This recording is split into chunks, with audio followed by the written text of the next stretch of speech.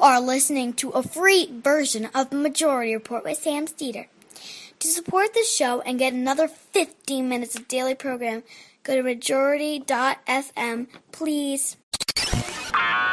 The Majority Report with Sam Steeder. It is Thursday, July 11th, 2019. My name is Sam Steeder. This is the 5-time award-winning Majority Report. We are broadcasting live, not steps, or I should say not only steps, from the industrially ravaged Gowanus Canal in the heartland of America, but also in the birthplace of America, Philadelphia. Is it the birthplace? Close enough. Close to the birthplace of America, Philadelphia, Pennsylvania, in the Philadelphia, Pennsylvania Convention Center in downtown Philadelphia. It's Netroots Nation 2019, ladies and gentlemen. And I am here live today. I will be talking to an array of individuals and going over stories and going out for drinks, commingling with the Netroots, as it were. Exciting stuff here in Philadelphia.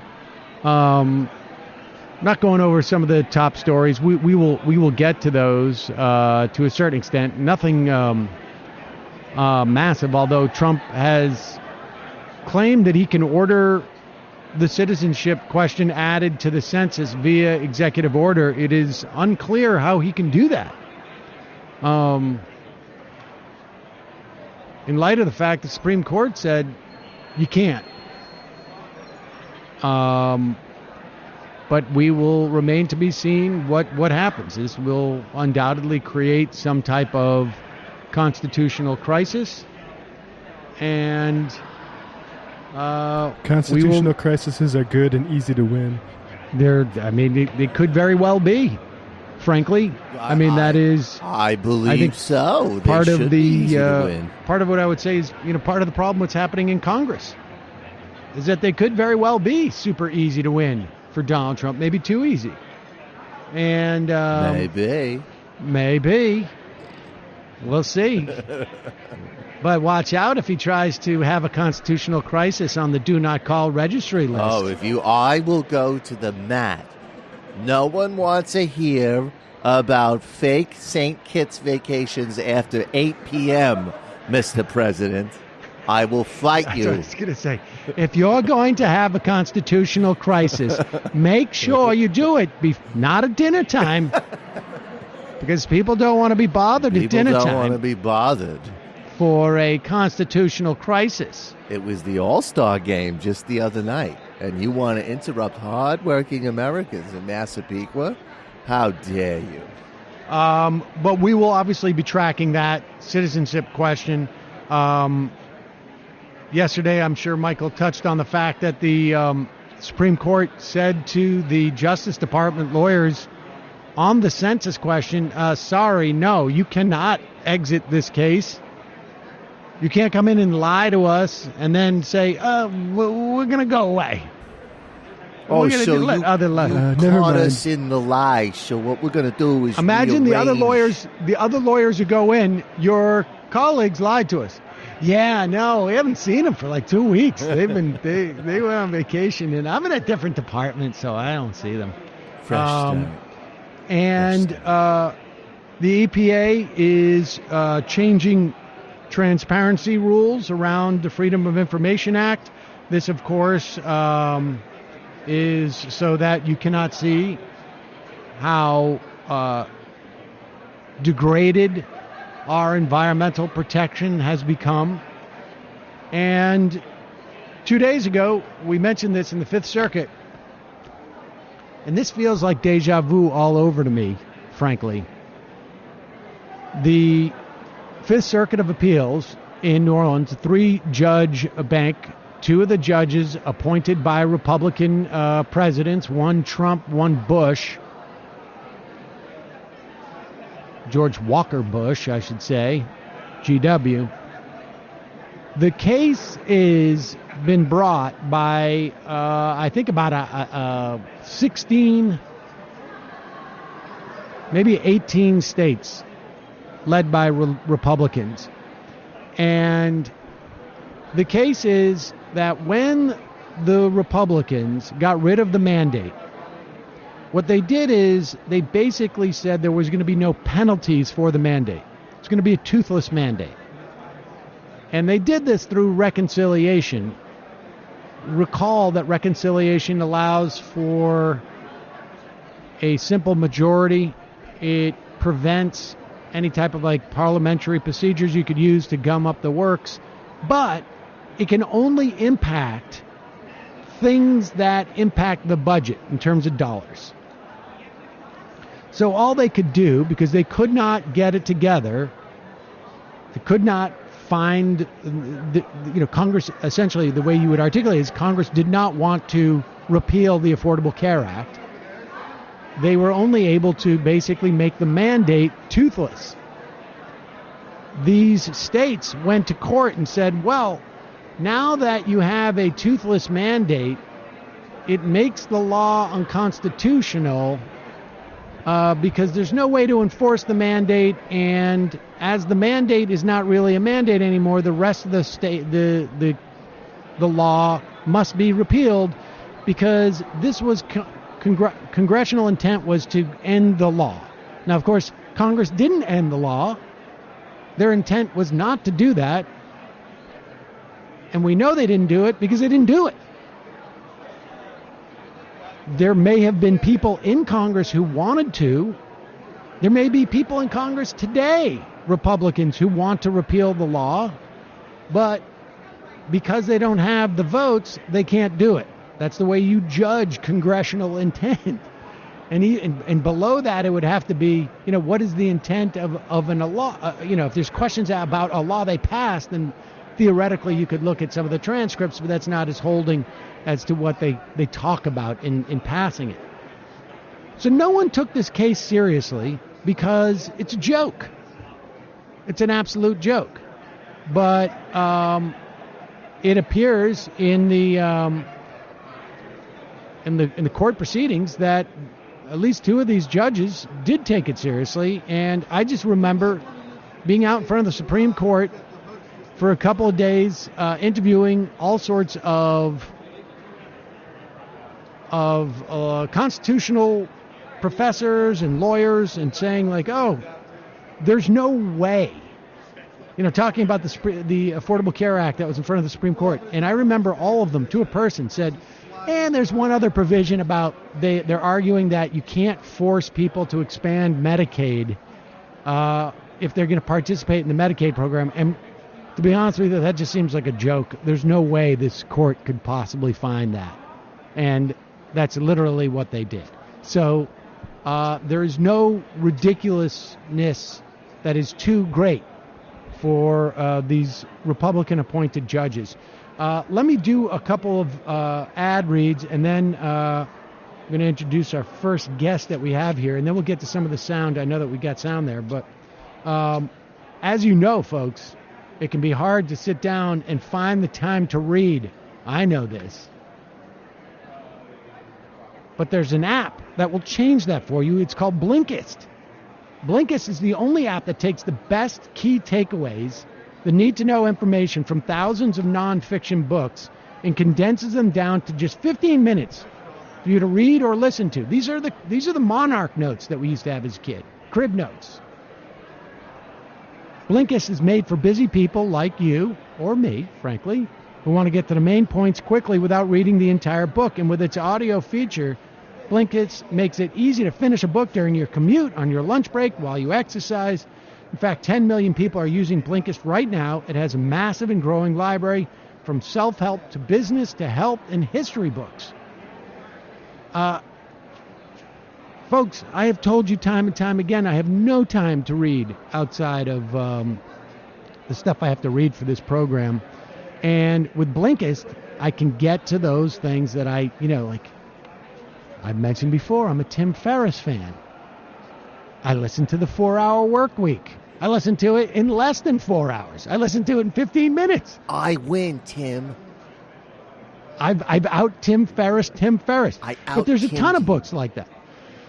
There's, The Power of Habits by that Charles Duhigg guy. 10 Reasons Why You're Wrong About the World and Why Things Are Better Than You Think by von Hans Rosling. Fire and Fury is on here. Inside the Trump White House by Michael Wolff. I got to check that one out, actually. No, it just makes it easy. There's, some of these things, frankly, when you're talking about, with all due respect to Tim Ferriss, I don't need to read the sinew. I want the bullet points. I want the takeaways. Right? That's not being mean. Matt, why are you laughing? I'm not laughing. I don't want the sinew, Tim. I want to know. I want the 4-hour work week in a 30-hour work day. That does not make sense. I know. I miss. Right now, for a limited time, Blinkist has a special offer for just our audience. Go to Blinkist.com/majority. Start your 7-day free trial. That's Blinkist, spelled BLINKIST.com/majority to start your free 7-day trial. Blinkist.com/majority. Also, when I'm on the road, folks, it used to be I'd have to carry my hand toothbrush, and I always felt like, I'm not getting my teeth clean. I'm living in an era right now where I am totally dentally hygienic sensitive. Packing of toiletries, how tight it can be. It always involves a delicate game of stacking and space hacking. That's why Quip electric toothbrushes work just as well at home as they do on the go. The compact and wireless design tucks easily into the corner of your carry-on, plus travel-ready cover acts as a stand, mounts to hotel mirrors, and protects your brush from sandy swimsuits and luggage slip-ups. Better yet, the 3-month battery life will last you through a season filled with weekends away, and brush heads are automatically delivered on a dentist-recommended schedule for just $5, so you'll always have fresh bristles. They're making it easier than ever to keep up with your wake-up and wind-down routine when you're out of the office. You know why I love Quip. I no longer have this massive monster on the corner of my very tiny sink. It's super easy to travel with it. I've told you before, my sister calls me now multiple times. Her dentist is thanking her for me giving her a Quip. That and more is why I love Quip and why I'm taking it right here to Philadelphia. I have my Quip with me. I left it at the hotel. Quip starts for just $25, and if you go to getquip.com/majority right now, you can get your first refill pack for free.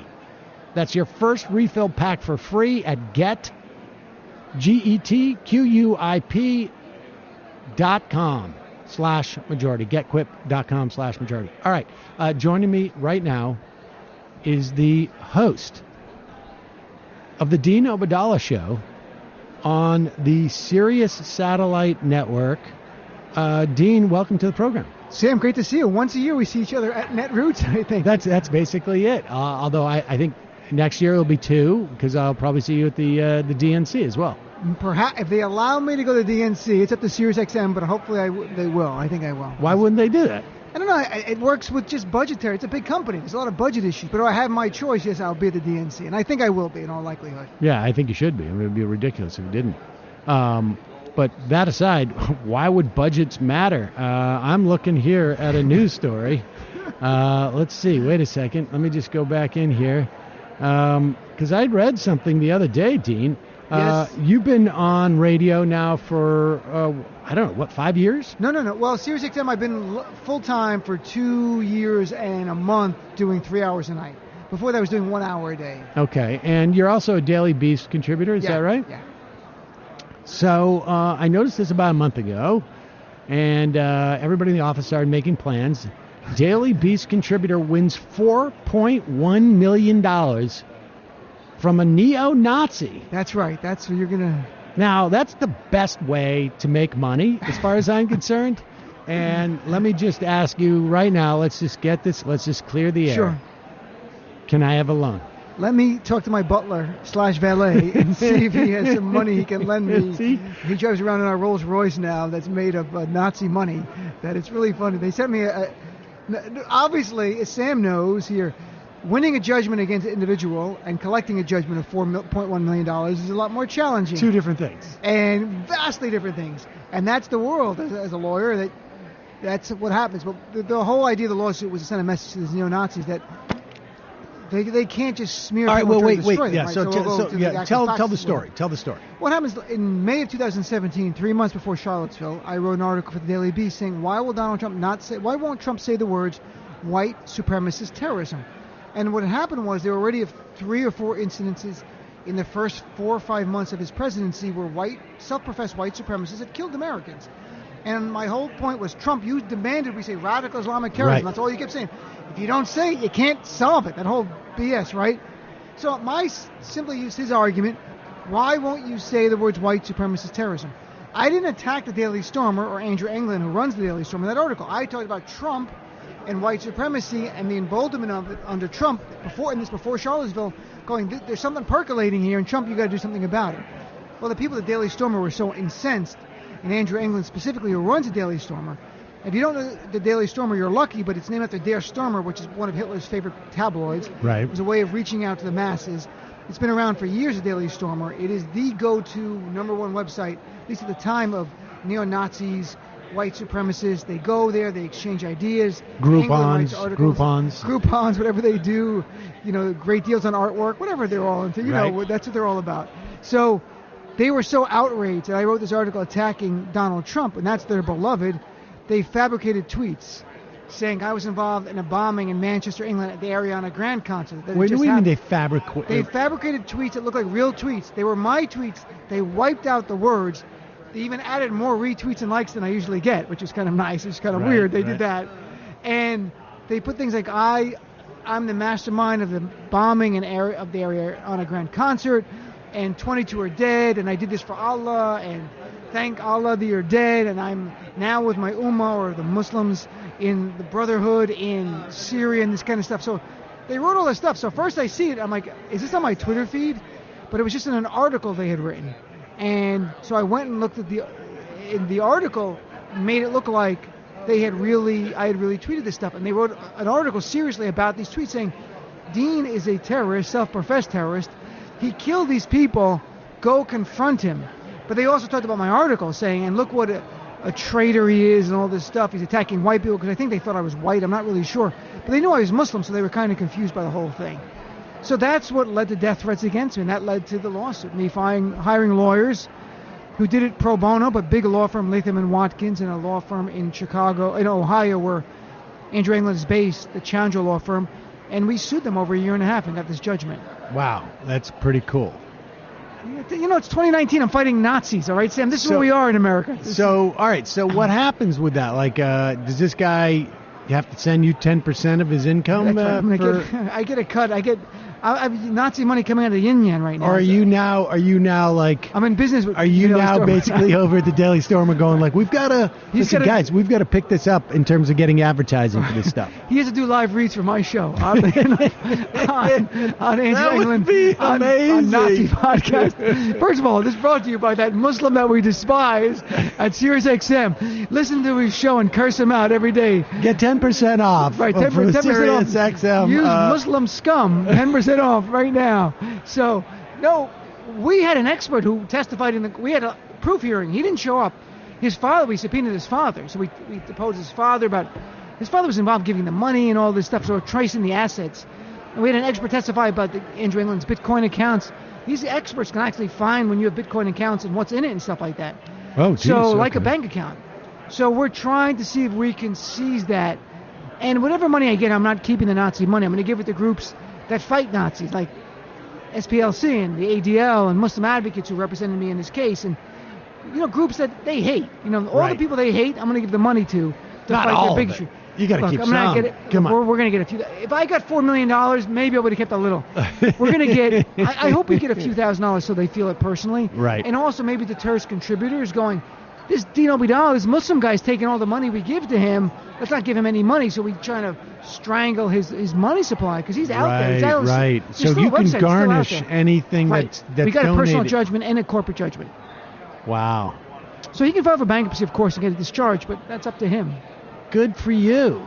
He's a scumbag. And was it scary while you were going through this? I mean, was there ever a time where you're like, I'm a little nervous about this? In the beginning, I was, because the Daily Stormer is not a run-of-the-mill website. It's not armchair neo-Nazis.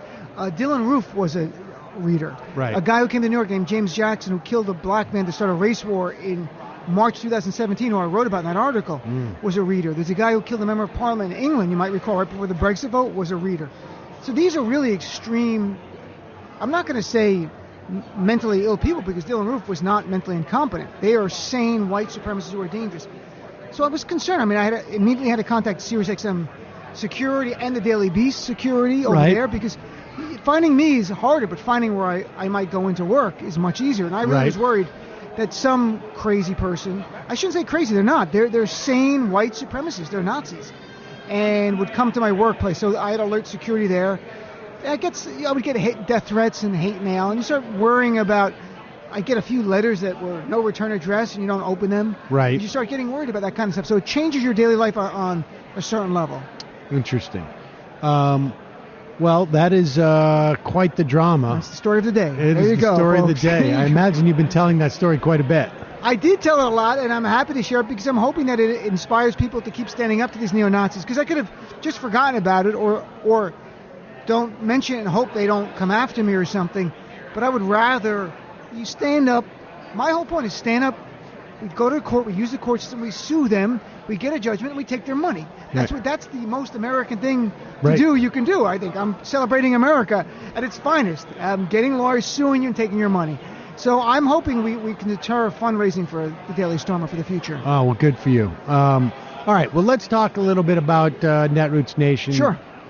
You've been coming to this for quite a while. No, last year was my first year. Oh, that's This is only my second year. I came because SiriusXM sent us here. I was very happy to come here to cover this and meet a lot of progressive activists. Some who are too hesitant to talk. I'm trying to do man on the street thing. I talked to like 5 people. Only one would talk to me on radio. I'm like, you're an activist. You're here. Don't you want to talk about the issues of concern to you? So it's kind of weird. But there's a lot of energy here. Yeah, there is. It seems like a lot, even more maybe than there was last year. They said they expect more this year. That's what I heard. 3,500 people. And, of course, we've got half a dozen candidates that are going to be here, I think. Elizabeth Warren is going to be here. Kristen Gillibrand, Julian Castro, Jay Inslee. Then Sherrod Brown's going to be here. Jeff Merkley, Barbara Lee, Pramila Jayapal will be here. Ayanna Pressley, Ilhan Omar, Rashida Tlaib, Deb Hadland, Eleanor Holmes Norton, Alex Padilla. Then there's some Secretary of States and Keith Ellison will be here. I like the active. I mean, to me, I'm really more interested in talking to the activists. The elected officials, you interview them, I interview them. That's sort of normal. They call in. But I want to talk to the grassroots people and see about. There is often a disconnect between this grassroots and I don't want to say elite in a dismissive, pejorative way, but the elite in our party. And I think on impeachment, you're seeing it completely. Oh my God! So clearly, where Nancy Pelosi is building up more ire. When people call my show and they're angry at her, as much as they're angry at any Republican at this point. Yeah. And it's remarkable what's going on. Yeah, it's stunning. What's your sense? I mean, why? I mean, I think that's, I sort of feel like that's going to be the theme of most of my conversations today, because there really does seem to be not just a reluctance to impeach, which I can understand the rationale for that argument. It's not an irrational argument. I think it's a bad one at this point, and it gets worse every day. But there also seems to be just like a complete allergy to finding anything out that's wrong with the Trump administration. Like, why don't you go for his taxes? Why aren't you denouncing Acosta? I mean, what's it going to take? Like, well, the problem is, and Trump stonewalls. What are you going to make them own? When they're doing traditional oversight, they'll serve a subpoena after first cordially trying to invite them over, which I guess I get why they do that for legally to lay the groundwork for a lawsuit. But now Trump says no to everything. Everything. You can't even talk to. They just had a testimony earlier this week that they had over 200 objections to the assistant of Don McGahn. You're getting nothing. At Yeah. least in an impeachment hearing, if they did that, that would be on national TV, and all of America would see the Trump lawyers objecting 200 times. People go Well, like, what do you "There's something make fundamentally of wrong." Nancy Pelosi not wanting to do any of this? This is ridiculous to me. Do the impeachment inquiry. It's simply that the Judiciary Committee formally votes, and you have the hearings, and you have them over 6 or 8 months. America would focus on that. They'd be calling impeachment inquiry. At the end, Chairman Nadler and others can say, here's our foundings, we have to do articles of impeachment, or here's our findings. And you know what? It doesn't rise to that.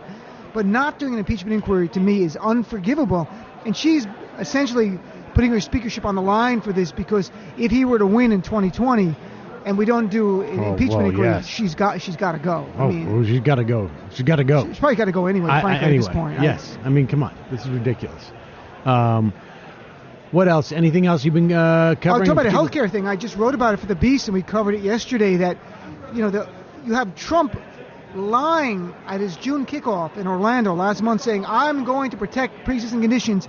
Meanwhile, since March, his administration has been in that federal appeals court arguing, and they wrote a brief in May, which I went through, arguing to strike down the entire ACA and every part of it, including coverage of pre-existing conditions. No joke, everything. ACA pre-existing conditions, no more coverage, gone. We just I was just mentioned that that was the case of the Fifth Circuit. Yeah. That it appears they're going to rule in a way that everyone thought would be insane. Right. For them to rule. And then you go to Supreme Court and you hope for the best up there. There's Chief Justice Roberts, and there's 2 of the 3 appointees in that Court of Appeals who were GOP appointees, and the reporting is they were very, very questioning and not at all on board with the idea of taking away this mandate and not jeopardizing the rest of the law, because that was the linchpin. The question is tax part. severability, right? That's really what it centers around, the ability to sever the mandate from the rest. And they're arguing that it's was not intended to be severed, even though Congress specifically had a crack at taking out the whole law. They didn't want to. Right. And the only thing that they wanted to do in terms of voting for it was get rid of the penalty for the mandate. And to remind people, again, this was all a Trump GOP contrived crisis, because in December 2017, when they voted for that tax cut, this was embedded in that. And there were articles, we could look back at the time, and I covered it on my show, people were warning them, if you get rid of the mandate, you're going to destabilize the ACA, and it might destroy the whole scheme. They didn't care. It was about tax cut for the donor base, so they didn't care.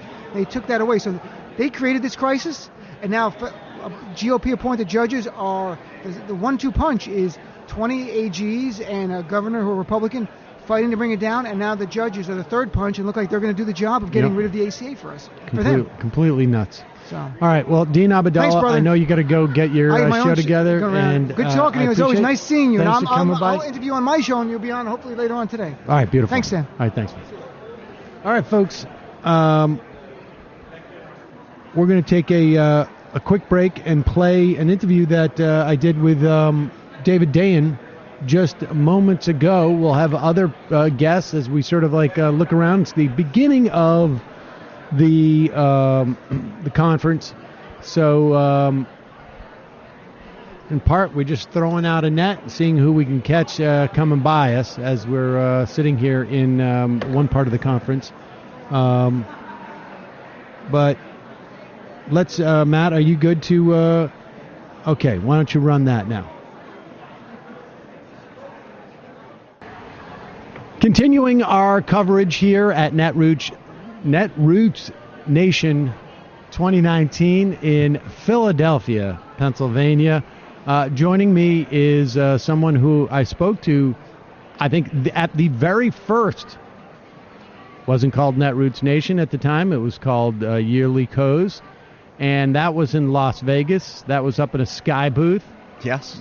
The Majority Report was the only radio row. There was no other radio there, as far as I know. We were saying, you are looking live. We were looking, and of course, it was it's in the evening, and that was back in the day. David Dayen, welcome back to the program. It's always a pleasure. There's a lot of stuff going on here. I want to get into the meta Netroots thing in a bit, but there's 2 things I want to talk to you about. And one that is an article that is in the American Prospect, of which you are the executive editor now. That's right, prospect.org. And the other is something that's going to be taking place, and I should just say, we're pre-taping this at almost 11 o'clock in the morning, because at noon there is a protest, and this is something that Netroots has adopted in the past, I think, like half a dozen years. Yeah. They get involved in the communities that they're in. There is an issue around the corner from here involving a hospital. You were telling me a little bit of it last night when I was doing my pre-research. He's a tireless worker, ladies and gentlemen. At a bar. He's always hustling for you. It's the conversations at the bars, I should say, surrounding Netroots is probably some of the highest level nerd. The nerdiest conversations you'll ever hear at a bar. Yes. Great way to scare away other people. But yes. Okay, so there's a hospital. Mm-hmm. This involves a hedge funder, and it's almost like, well, I want to say it's a metaphor, but it's actually not even. It's just illustrative of what's happening all across the country. So we have a piece. It's our feature story today at prospect.org by Mike Elk, who's a labor reporter, about this hospital. It's called Hahnemann University Hospital. It's just steps from here in Philadelphia, and it's 171 years old. And 2 years ago, it was bought by a private equity firm, a guy named Joel Friedman, and it's Paladin Healthcare is the sort of holding company that he used to purchase this thing 2 years ago. This is a hospital that serves a very low-income community. Over half of the patients are on Medicaid. Another chunk are on Medicare. 2/3 of the patients are Black or Latino. It serves a very low-income community, and there is no reason for a private equity firm that's for-profit to buy a hospital that serves such a low-income community. There are lower reimbursement rates. It's not a money-making enterprise to be a low-income serving hospital. Usually, if a private equity firm or a for-profit firm is going to buy a hospital, they're going to partner it with suburban hospitals, ones that can, outpatient clinics, something that can earn them a lot of money to keep, sort of cross-subsidize the low-income hospital, keep it going. Paladin's entire portfolio is urban, low-income serving hospitals. They have Howard University Hospital in Washington, D.C. They have 4 low-income hospitals in Los Angeles, and they have Hahnemann in Philadelphia. And all these low-income hospitals, and here's the clue, right? Yeah. Are like in these urban centers in big cities that are gentrifying, that are improving the areas surrounding the hospital. So, newsflash, here's what comes next. So 2 years after buying this hospital, Paladin put Hahnemann into bankruptcy, but only the hospital, not the underlying real estate, which is this very lucrative real estate in what is called a gateway community for gentrification. And he is selling the real estate to the highest bidder. It is very likely that what will be built there are luxury condos or really lucrative housing and real estate to develop that and get rid of this hospital, which has been there for almost 200 years. Something like this happened to St. Vincent's in New York City half a dozen years ago. But wait a second. So let me just walk me through how this works out. He buys the hospital. It comes with the property, obviously. And he puts no money into the hospital. He does not invest in any resources for the hospital. He sets up another entity, a LLC or an S Corp or whatever it is. He sells the property from the first entity, which is the hospital. He's in the process of doing this. But yes, you basically split the company from the real estate. And we see this all the time in private equity. And then the hospital pays a lease. Pays rent. Yeah. Rent. It's called a sale leaseback. And we saw it with the Marsh grocery chain. We saw it with Sears. Sears did a sale leaseback deal where they put the real estate into a separate entity and then had the company. We spoke about that. And the CEO basically had a side business, which is like, I'm going to be the real estate owner for the Sears company, and I'm going to bilk the hell out of the company because I don't have as much interest in the company as I do in the real estate. And the Sears properties that he split off were in very lucrative areas, like the one in California, in Los Angeles, is in downtown Santa Monica, an incredibly lucrative piece of real estate, and they actually closed the facility, and it's Edward Lampert's decision to close a Sears, right? So he closes the facility. The real estate then goes into the hands of this Seritage, this extra company, and then they can develop it. And so they're developing that property in Santa Monica. But this is a similar play. But it's kind of the first time, I know St. Vincent's is similar, but this is the first time that a private equity firm, the first time that our experts could figure out that a private equity firm has sold off the real estate of a hospital. And if it works, this is going to be a model, not just for this guy's stuff in D.C. and L.A., but other firms will get the message that, oh, I can buy an urban hospital in a gentrifying area and then sell it off after a few years for the real estate and make billions of dollars. This is a really important story because of what this signifies as a private equity model to put profit over the health of millions of Americans. And then I guess presumably they're going to be looking for any other type of like major institutional buildings that are an located, educational facility, or who knows, schools, and so that creates pressure to sort of probably close some inner. And by the way, the 2017 tax law that Trump passed is actually, the deductibility of interest, which is why private equity uses this debt load model where they put debt onto a company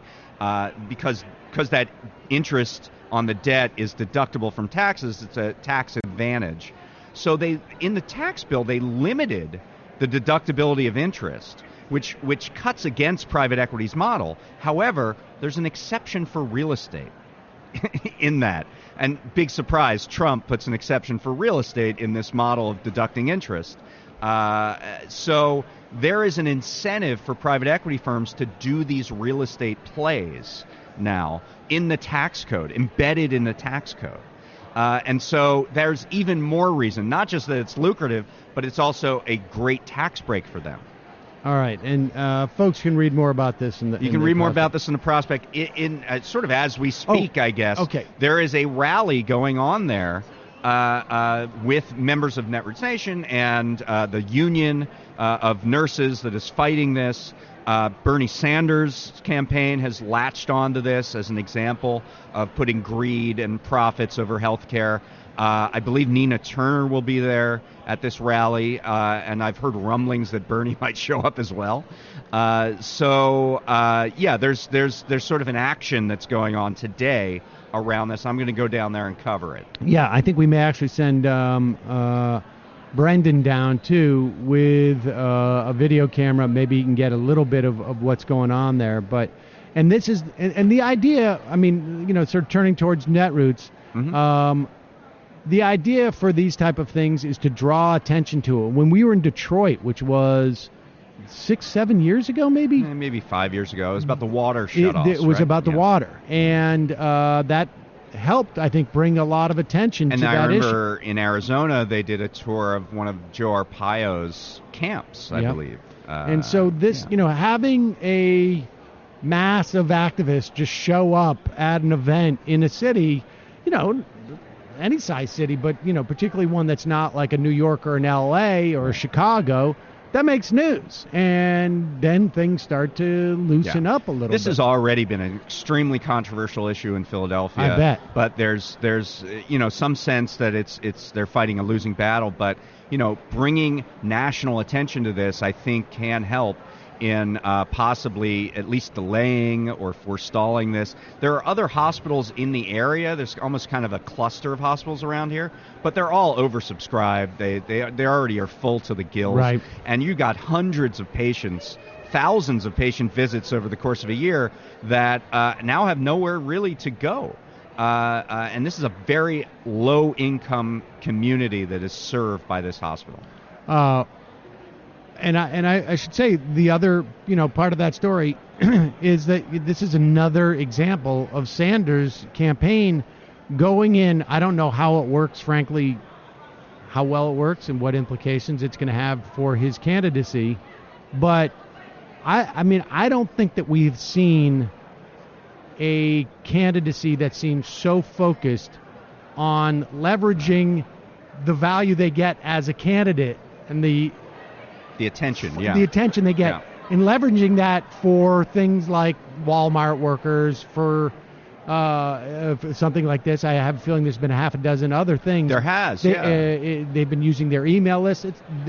It's a great model. It's really interesting, and it speaks to their whole not me, us kind of frame this year. And, they have sent out warnings to communities around ICE raids. Using their email list. I was told last night that the Sanders campaign has sent over 50 million texts already. The entire 2016 campaign, they sent around 80 million. Wow. And we're a year out from the end of the campaign. They are using it as an organizing opportunity, maybe even to their detriment, because campaigns are supposed to be focused on getting a guy elected, but they are building a different model. Right. And if it's I think they're defining success differently. They're defining success as, can we get improvements for these communities while we have this spotlight on us through the presidential campaign? The analog to me is sort of the social justice unionism, where we saw, like in the context of the Chicago strikes, and this happens a lot with teachers unions, where because they already have such an intimate relationship with a bigger part of the community, their students and the teachers, and the parents, they get more involved in a wider range of issues. Right. Frankly, it would be great if all of the campaigns were engaging in this type of stuff, using the media attention they get. Right. And usually, to the extent that they do, a normal campaign would put out a press release saying, I support, these workers, or even show up at a picket line. We saw Biden do that. We saw Warren do that at the Stop and Shop up in New England. Yeah. But this takes it a step further. This is real organizing that's going on, and leveraging your most dedicated volunteers and supporters to come out and get engaged in issues and policies. Well, when I had Bernie on the show a couple of weeks ago, I had asked, specifically thinking about Obama for America, which was an organization that was organizing and mobilizing, wasn't doing necessarily this type of work, but everybody presumed it would. Right. And it didn't. And he just shut it down. Yeah. And I asked Bernie specifically, is this campaign contingent? Right. And it was an emphatic no. Right. This is an interesting sort of twist, and it's going to be interesting to see how that, what the implications are of that. Absolutely. What I'd also like to see, and I'll probably have this conversation with other people because I want to get to some other things with you, is these candidates use their attention to implicate what's going on in Congress, because there's some real problems, I think, that we're having right now with Pelosi and Schumer, but that may be for another time. Yeah. Because I want to talk to you also about this story about Amazon that you've got running in the Prospect. What? Tell us about that. Sure. So I wrote a story yesterday at the Prospect about Amazon and specifically about this issue of forced arbitration, which I'm sure you've talked about on the show. These are the clauses in consumer or employment contracts that essentially block the courthouse door. They force people who have disputes into a private, secret arbitration process where the company who uses this process all the time and might have the same arbiters it has the same conflict that they did with the rating agencies with the issuer with pays model. They work more for the companies than they work for you as an individual. And also you as an individual, if you have a dispute as a customer, for $50 over getting ripped off on something, are you going to pay a lawyer to go to this private process? You can't do class actions, and so I talked about it in the context of something that doesn't get talked about a lot, which is Amazon's marketplace. This is the third-party sellers that are on Amazon. There are over 2.5 million people on Amazon selling their goods. And sometimes it's their own brands that they've come up with. Sometimes they buy a bunch of stuff at a discount store and then resell it on Amazon. And all of them must sign this arbitration clause as part of their agreement of selling on Amazon. And in an employment context, this is the largest class, the largest entity of people who have signed an arbitration agreement, signed away their right to sue Amazon for over any dispute. And this creates this weird Byzantine private government, basically, that Amazon uses to govern its marketplace. And I talk about this in detail in the piece, but just as a short version, basically, Amazon has terms and conditions that change all the time. You have to abide by them. They can suspend you at any time for any reason. You get an email in the middle of the night and you say your account's suspended. It could be as much as one bad review that you get from a customer. It's a very customer is always right kind of place. Right. And if you are suspended, you obviously can't sue. You can go to arbitration, but that's a long shot. There's this weird appeals process that Amazon has outsourced all the appeals deciders to low-wage countries like India or Costa Rica or wherever. And the people who read these appeals have to read 17 of them an hour. So they're basically spending 3 minutes on your appeal, which is your livelihood. Because when you're suspended, you can't sell anything. Right. Any money that hasn't been remitted to you from prior sales, Amazon keeps. Amazon keeps your inventory. Amazon can sell your inventory if it's commingled with other inventory. If it's like a widget that's the same as other people's widget, they can just sell your stuff. You have to pay to get your inventory back. No, it's crazy. Wow. It's absolutely crazy. And the Amazon Marketplace is a complete Wild West where people write fake reviews. They have counterfeits all over the place. There are all these ways that rivals try to scheme, do dirty tricks to get you off of the marketplace. And Amazon is in charge of all of that. And you can't, the arbitration clause prevents you from seeking Article 1 courts to resolve any of these disputes. Years ago, we had an Amazon link. At one point, they were starting to shut down links like ours, the way that we were using it, apparently. Okay. We got ours shut down. I had a check from them for, I don't know what it was, $1,500. Right. And went to cash it. Bounced. Wow. They had shut it down. They'd issued the check.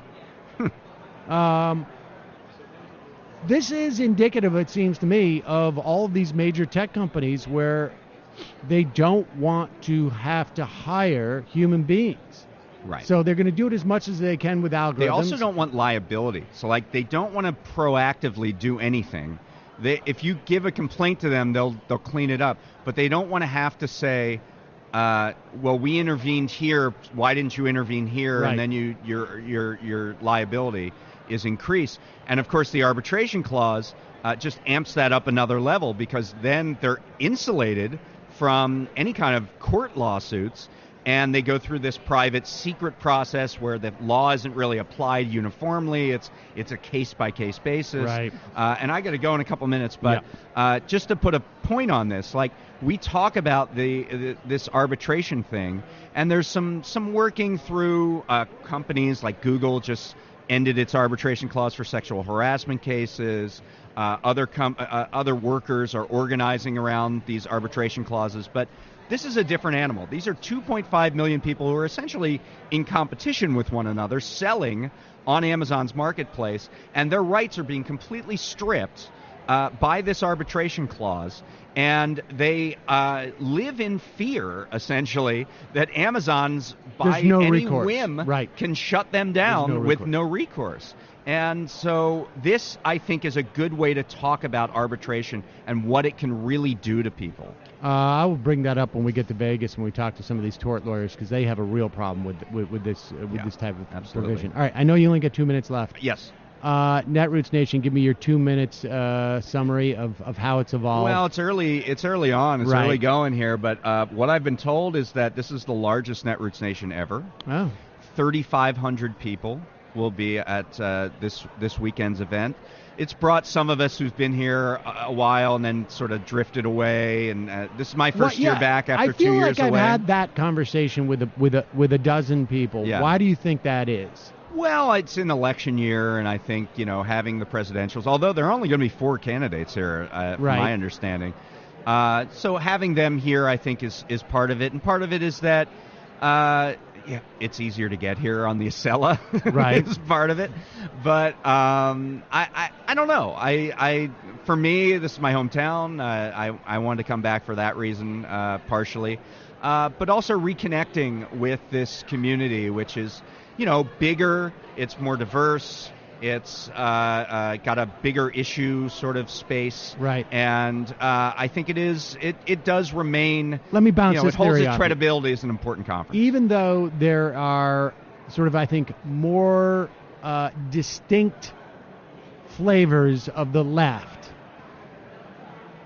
the roots of this was built in opposition to George Bush. Yes. And I think after a year or two now, because I felt like this was happening last year, was the first time I was back in 5 or 6 years, that the being in the opposition party, right, being on the out, there's something that happens, and things. There's a thrust that everybody can sign on to, even if you have disparate agendas within that. And it's true that people talk about, like, the one good thing about Trump is he's activated this, people on the left, people just on the broad left, right. Left of center, to, think about themselves as activists and engage in these issues in a broader way. And, Netroots is certainly a part of that, always has been a part of that. And now you're seeing, people from the center, people from, the institutional machinery get really, militant about these issues. And so I think Trump has brought that to the fore. He did it in 2018. We'll see what happens in 2020. I think a lot of that is being defined right now by what is happening in Congress, and maybe we can talk about that another time, and sort of demobilizing the left in some ways. But, it's still strong, at least in a residual way right here, and we'll see how that goes. David Dayen, prospect.org. Folks, go and get a subscription now. Please do. Thank you. All right, thanks, David. All right, take care. I have no doubt that our next guest, who is on, my God, Sean McElwee will be joining us in a bit. Very excited to, but in the meantime, Jesus, it's a lot of people don't know the ins and outs of radio. Red on the error sign, or maybe like an electrical fence or something. That's right. Dave Weigel's here with some production tips. He is the political correspondent for Washington Post. Is that? There are a bunch of us. I'm the one who writes the campaign newsletter, the trailer. The trailer, yes, I read that quite a bit actually. Folks, CIA just sign up. And of course, he also back in the studio wanted me. They're whispering about the CIA. Yeah, we never say it out loud. Oh no, I'm more into the NSA now. I'm more into using that to enact my global nomination agenda. Yeah, or that of my masters. Tell him that I say he's a fucking sellout. Michael Brooks says you're a sellout. He's upset that you've left the CIA for the NSA. That's right. So you're here in town, and I want to talk about. I want to get super meta. With this. Obviously, you're covering the campaign. We will undoubtedly get tips from you, or I should say dispatches from you in the coming weeks and months. But again, people should sign up for the trailer. They can do that over the Washington Post site, right? They can. Or if you follow me on Twitter, the pinned tweet gives you the link to follow up. Yeah. And but you've been coming to these off and on for a decade? Yeah, more. I didn't go to the 2006 one. I wish I had, which is the first. I've been coming since 2007. I think I skipped 3 or 4 of them, but I've been to most of them. So if there's 14, I think I've been to 8 of them. Yeah, I think that's more or less where I've been at too. Yeah. Although I was there in 2006 with the first radio thing. I don't need to hype that too much. The panels were really big that year. I saw. I remember there was like a plane. I don't remember because I wasn't there. I saw a video of the plane scandal panel was like 12 people. Yes, including Joe Wilson. There was well, that was also a very interesting era in terms of the peak power in some ways, it seems to me, of the Netroots, right? Like Marcos, who at that time I think it was Yearly Coast, was getting invited to Washington to talk to Democrats. Yeah. It's hard to imagine that now. No. But there's also not a Netroots. But part of it is victory, right? I mean, Harry Reid's office became sort of the Daily Kos Senate office because he had Faz Shakir, he had like a team that was trained up on the Netroots, and didn't deliver everything people wanted, but basically so much of the early Netroots was we got to get Bush out of office. That eventually happened, right? I think for people, so Victor, I think you get really meta. It's a constant question of, is it worth keeping this institution around forever if the purpose isn't there? And Netroots now Daily Kos is still going strong, right? There's some anonymous group blogs, but basically there's probably more words written by Netroots attendees than ever because everyone here is an activist and they're all on Twitter and they're on Everyone Facebook. Seems to have set up. I mean, there's a lot more organizations here than there, and that trend has been happening for 4 or 5 years. Interesting this year, I get the sense that because there is, despite the fact there's sort of like a wide range of the politics from the center to the left here, having a president in opposition sort of changes the tenor of what's going on here a little bit. I think it does. It's easy to imagine what it would have been like had Hillary Clinton become president. There was a lot of organizing that went on under Obama. I think that was going to continue, but probably in a different direction, probably with less intensity. Frankly, you would have had, I think, a similar amount of left-wing organizing, but not as much liberal, like resistance mom organizing. There wouldn't have been a resistance like this. You wouldn't have had as many people coming on off the sidelines. And some people I've met here, actually, I was looking as if they're going to be right next to me, which is good radio. Some people I've met here, really, it's their first time. They're involved in Indivisible, or they were involved in swinging like a local state rep race, and they heard about this. So it's been refueled by a different kind of movement. But I think the movement's actually less left-wing than it would have been had Trump lost the election, because there's so many more, I guess the internet term that's just in my head is normies that have come into the movement, Right. Well, but the odd thing is that my sense during those years when Obama was here is that to the extent that things were co-opted a little bit, there was also people weren't as comfortable with people agitating against Obama. And that's the weird thing about the politics here. Like, it would be a lot of institutional support here. I wouldn't call, now like you were at the Socialist Conference. Less institutional than this. But there is crossover because you get someone like AOC, who, she was here last year, I believe. She's not here this year. But the fighting partisan quality that seems to be associated with the more democratic socialists, which back in the Netroots day was just simply like fight. I think there seems to be near unanimity here that Nancy Pelosi is dropping the ball in some fashion. You've had more conversations so far here than I have. I've heard, I guess when people are in doubt, they just focus on 2020, but there was a sense that you need to do is just stop the Trump agenda. I think people who wanted his legislative agenda to be stopped are pretty happy, but you can be happy about something, then you realize the other problem you have, which is... So I noticed, and I've seen this in the left for years, because impeaching Trump would mean Pence is president carrying on the agenda without the baggage, I think that was much impeachment momentum, but it's more not picking every fight you can. not making everything a slog for Trump. I think it's more that than why they're getting him out of office. I think it's how come they're allowed to roll, how come they do this thing and we hear about it for 2 days and we don't hear about it again, because, and the I'm using now is like the crowd and Netroots, is we had to watch Republicans make Benghazi a thing for 3 years. How come you guys are dropping everything? Exactly. Yeah. Or just like in letting and not engaging, like the idea that you have no comment on Alex Acosta. Seriously? Yeah. Like what? You don't want the taxes? Mm-hmm. You can get them from New York. Yeah. Richard Neal doesn't want to take the taxes? The New York thing, I think, is in progress, right? The New York tax case is actually kind of moving. I'm not talking about the case. But they're moving slower. I know, but Cuomo signed a bill that said that Richard Neal could have Donald Trump's New York state taxes. Yeah. And Neal said, I don't want them. Yeah. Why?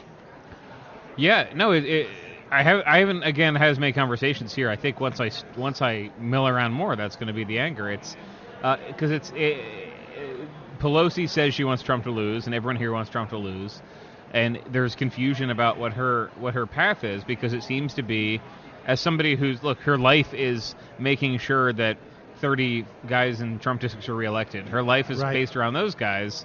Those districts are actually more conservative than what you need to do to win the presidency, and also, she doesn't seem to be shifting the terms of debate in a way that the new members of the House have been. I mean, I think of the squad that we talk about, of Ayanna Pressley, Rashida Tlaib, Ilhan Omar, Alexandria Ocasio-Cortez, who all of them are pretty different. I mean, AOC's the only one who's never served in elect office for now. 3 of them are here, and the fights they have picked up, the ideas they have gotten people to discuss, I think have been more exciting than what Pelosi's done. When Pelosi's done something that's pleased the left, it's something that the left demanded 5 years ago that they thought was too crazy, right? Like $15 minimum wage vote, things like that. Well, you look at someone like Katie Porter, who on paper should be one of those Democrats that Nancy Pelosi's worried about, right? Yeah. I mean, you would know this better than I would, but she seems to me to be in a more or less like purple district. Yes. And that a businessman could come running who was like maybe somewhat arm's length from Donald Trump, but on board with probably the entire agenda, just not how rude Donald Trump is, and she should be in trouble. Yet she's outraged just about every other why is she so unique in Nancy Pelosi's mind? That the recipe for Katie Porter, who came out for impeachment, doesn't work for the rest of those vulnerable Democrats. Well, the thing is, a lot of them are raising a ton of money. A lot of the frontline members, as they call them, majority makers, actually have raised a ton of money. I mean, I think I noticed that one of the Republican recruits raised $500,000. People said, they put it on the board, but it was Tom Malinowski, who you've not heard a ton about since he got elected in New Jersey, who's, he came out for impeachment, but in a kind of sorrowful way. He's been raising $500,000 a quarter. So all these guys have been raising money. The idea that they're going to lose is just the perpetual hand-wringing, I think, is what frustrates people here, right? It is just that before Democrats take any action, the sense is that they imagine how they're going to lose. They don't imagine the win. And it's very stark compared to Trump, who picks and loses a ton of fights, but he picks them, and through the picking of them has excited his voters enough that Democrats, complete the loop, are always worried about them. Right. They're not worried about them. The only hesitation I think might be legit is it turns out that, and Republicans emphasize this because they had interest in doing so, that it can backfire. There was some backfire from the Brett Kavanaugh thing. I'm not sure if it moved any Senate race votes, but it did excite Republicans more. It turns out Republicans are excited if they fight for things. Right. And their Democratic response is, well, they're excited if we fight for things, so we're not going to. Let's just play dead. We're going to convince them to come over our side by not fighting as much. Yeah. All right, so let me go through the list of people who are here, and we'll get your. This is getting a little meta, but it's interesting to see, particularly in the context of a presidential election, and in terms of just who needs these people and what they're looking for. Elizabeth Warren is going to be here. She's had long time support at Netroots. Kristen Gillibrand is going to be here. Julian Castro, Jay Inslee. Then that's it. Mm-hmm. You have Sherrod Brown, Jeff Merkley, Barbara Lee, Pramila Jayapal, Ayanna Presley, Ilhan Omar, Rashida Tlaib, and Deb Haaland and Eleanor Holmes Norton. And that's it for electeds, at least, federal positions. What do you make of, numbers 10 through 20 on the debate stages not being here? Well, I know that the organizers here didn't want to invite everybody on the debate stages, and they don't want to get too personal, but there are people who might have gotten an okay reception here, or might have tailored a speech that did pretty well here, and they're like, we don't want to, look, it's a presidential forum, it's not a debate, we need to give everybody 30 minutes, do we really want to make this a 7-hour thing? So there has been some surprise. So Bill Bradley didn't. I mean, not Bill Bradley. Excuse me. De Blasio did not get an invite. Maybe. Yeah, he's not here for a reason. He's going to Iowa instead. But with even with that in mind, I think they're surprised that Booker and Harris did not adjust their schedules to be here. It's not that hard to get to Philadelphia. I mean, if you want to fly out as soon as you're done, you can go anywhere. And Biden, they were both here last year. And they were both. That's the other thing. They were both here last year. Joe Biden was here as vice president. Bernie was here as a candidate for president. Pete Buttigieg has never been here, but would have gotten a fine reception. And most of those people decided not to come. Of the people, if you look at the fundraising, which is now it is a pretty good yardstick, especially because grassroots fundraising has kept people in contention. Look at the fundraising of the top 5 candidates. One is here, which is Warren. And so, from a media perspective, I think we'll see more people on Saturday. The average cattle call put on by Planned Parenthood gets 19 people, and this got 4, which is strange. Planned Parenthood's here, Lena Wen, they're all here. They're all part of the coalition that wants to hear from the candidates. What do you think that's about? I mean, is it that people the candidates perceive a danger in coming here? Yeah, there are not many events like this where there's a risk of being booed. I've even seen people be at forums where they're not getting a great reception, but there's nothing that would be used again. There's nothing that would become a TV clip of them getting heckled. And there's frustration with how Netroots does not. I mean, there's the reason it doesn't fence everything off, but it doesn't prevent people from kind of busting in and saying how annoyed they are. Right. I mean, we had that last year, not last year, but in 2015 or 2015, you had Bernie. Also in 2018, and I was trying to think of what the cause was, and I don't remember what it was. It was the very end of the conference, really the very 10 minutes from breaking down the conference, and there was a protest of some kind. I think it was just generally not enough discussion about black people's issues, which has come up several times. That came up in St. Louis, that came up in New Orleans. No, this was New Orleans, so it was frustration that there wasn't much. And people were confused. They're like, that was half the conference. Right. The new mayor of New Orleans is here. Activists were part of it. But if you're a candidate, you don't want your guy to look bad on stage. I don't think there's any way Biden could have come here and not look bad. I feel like Joe Biden is the only person who could come here with a guaranteed conference-wide would be, I think, sort of impatient with him. Let's put it that way. Everybody else, I feel like there would be different. There would be. There would be no unanimity, but there wouldn't be, I think, a general hostility. Maybe I'm projecting that, but that's the sense I get. No, I think that's right. And he didn't come in 2007 when they did the first candidate forum, so he's only been here in the vehicle of a vice president who was talking about how great the Obama administration was doing. That's the only time he's been here before. Bernie has never, I wouldn't say he's never gotten over it, and it's like he's stewing, but he's never fully embraced Netroots since coming here in 2015 and having protesters interrupt him. Right. Which is, again, strange because he's had that happen before and he just kind of rolls with it. But here he took it personally, and he doesn't like that Marcos is moderating.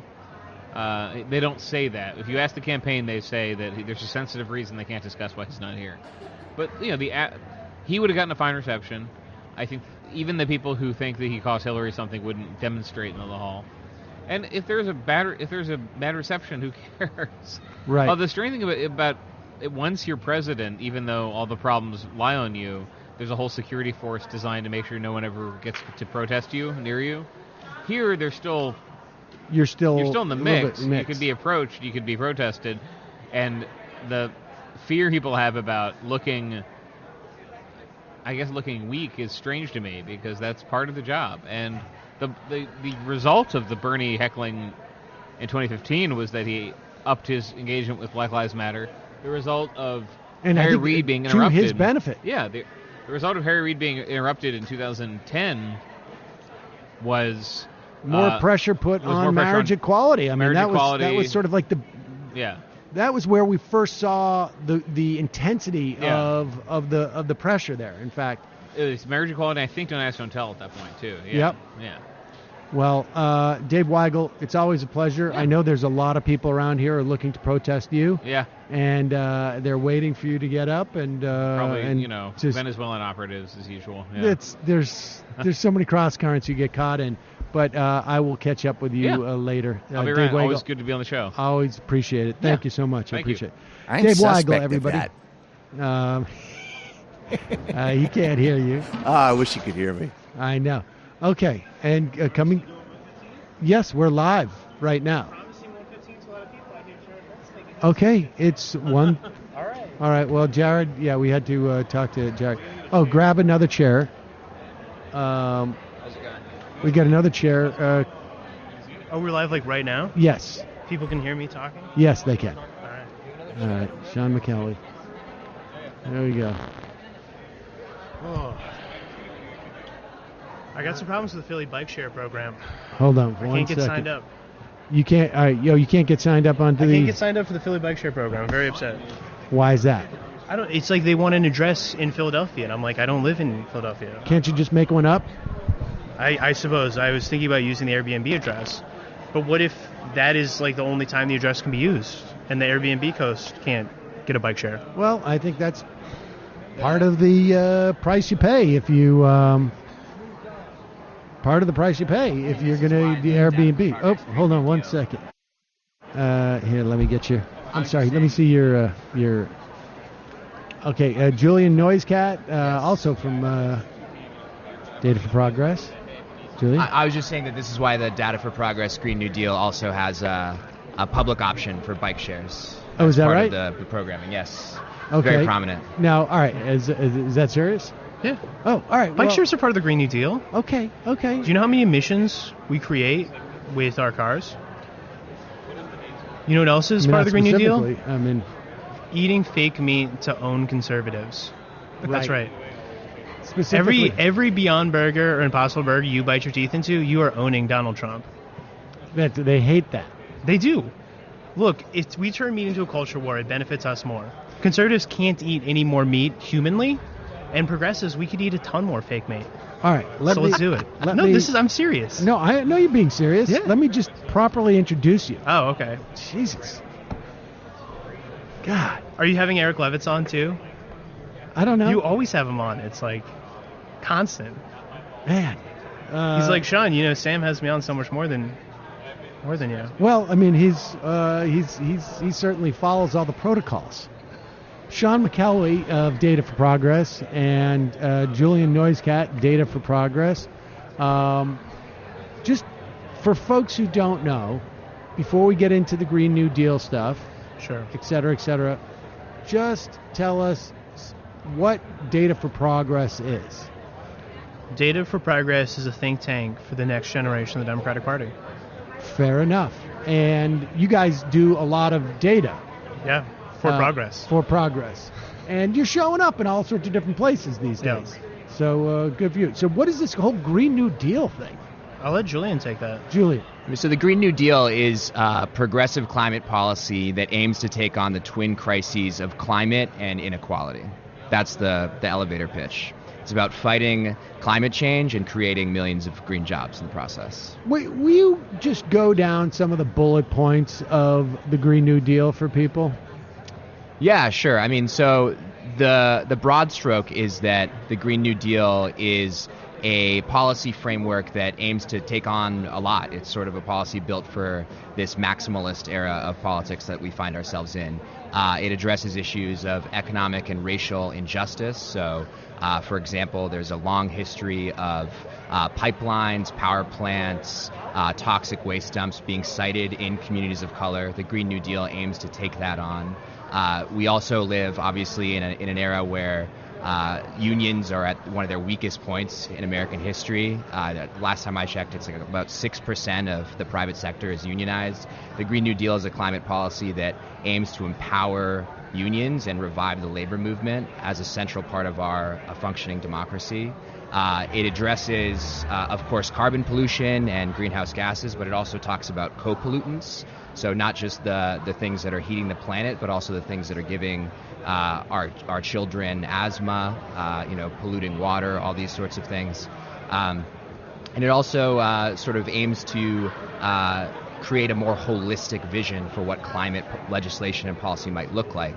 It includes things like a vision for healthcare, a vision for job provisions.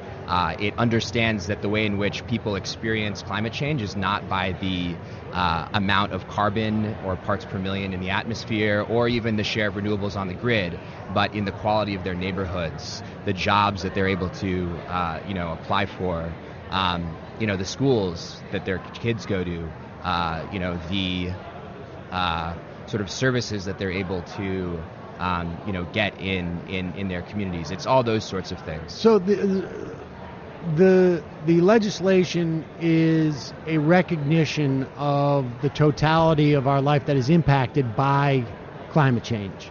And it is also implicitly, or I guess explicitly, saying that to address climate change is going to take a lot more than just cutting our emissions, because the amount that we have to cut in terms of our emissions and what we're going to have to do to adapt to the problems that were already baked into the cake, as it were, are going to require like a reform across the board of our existence.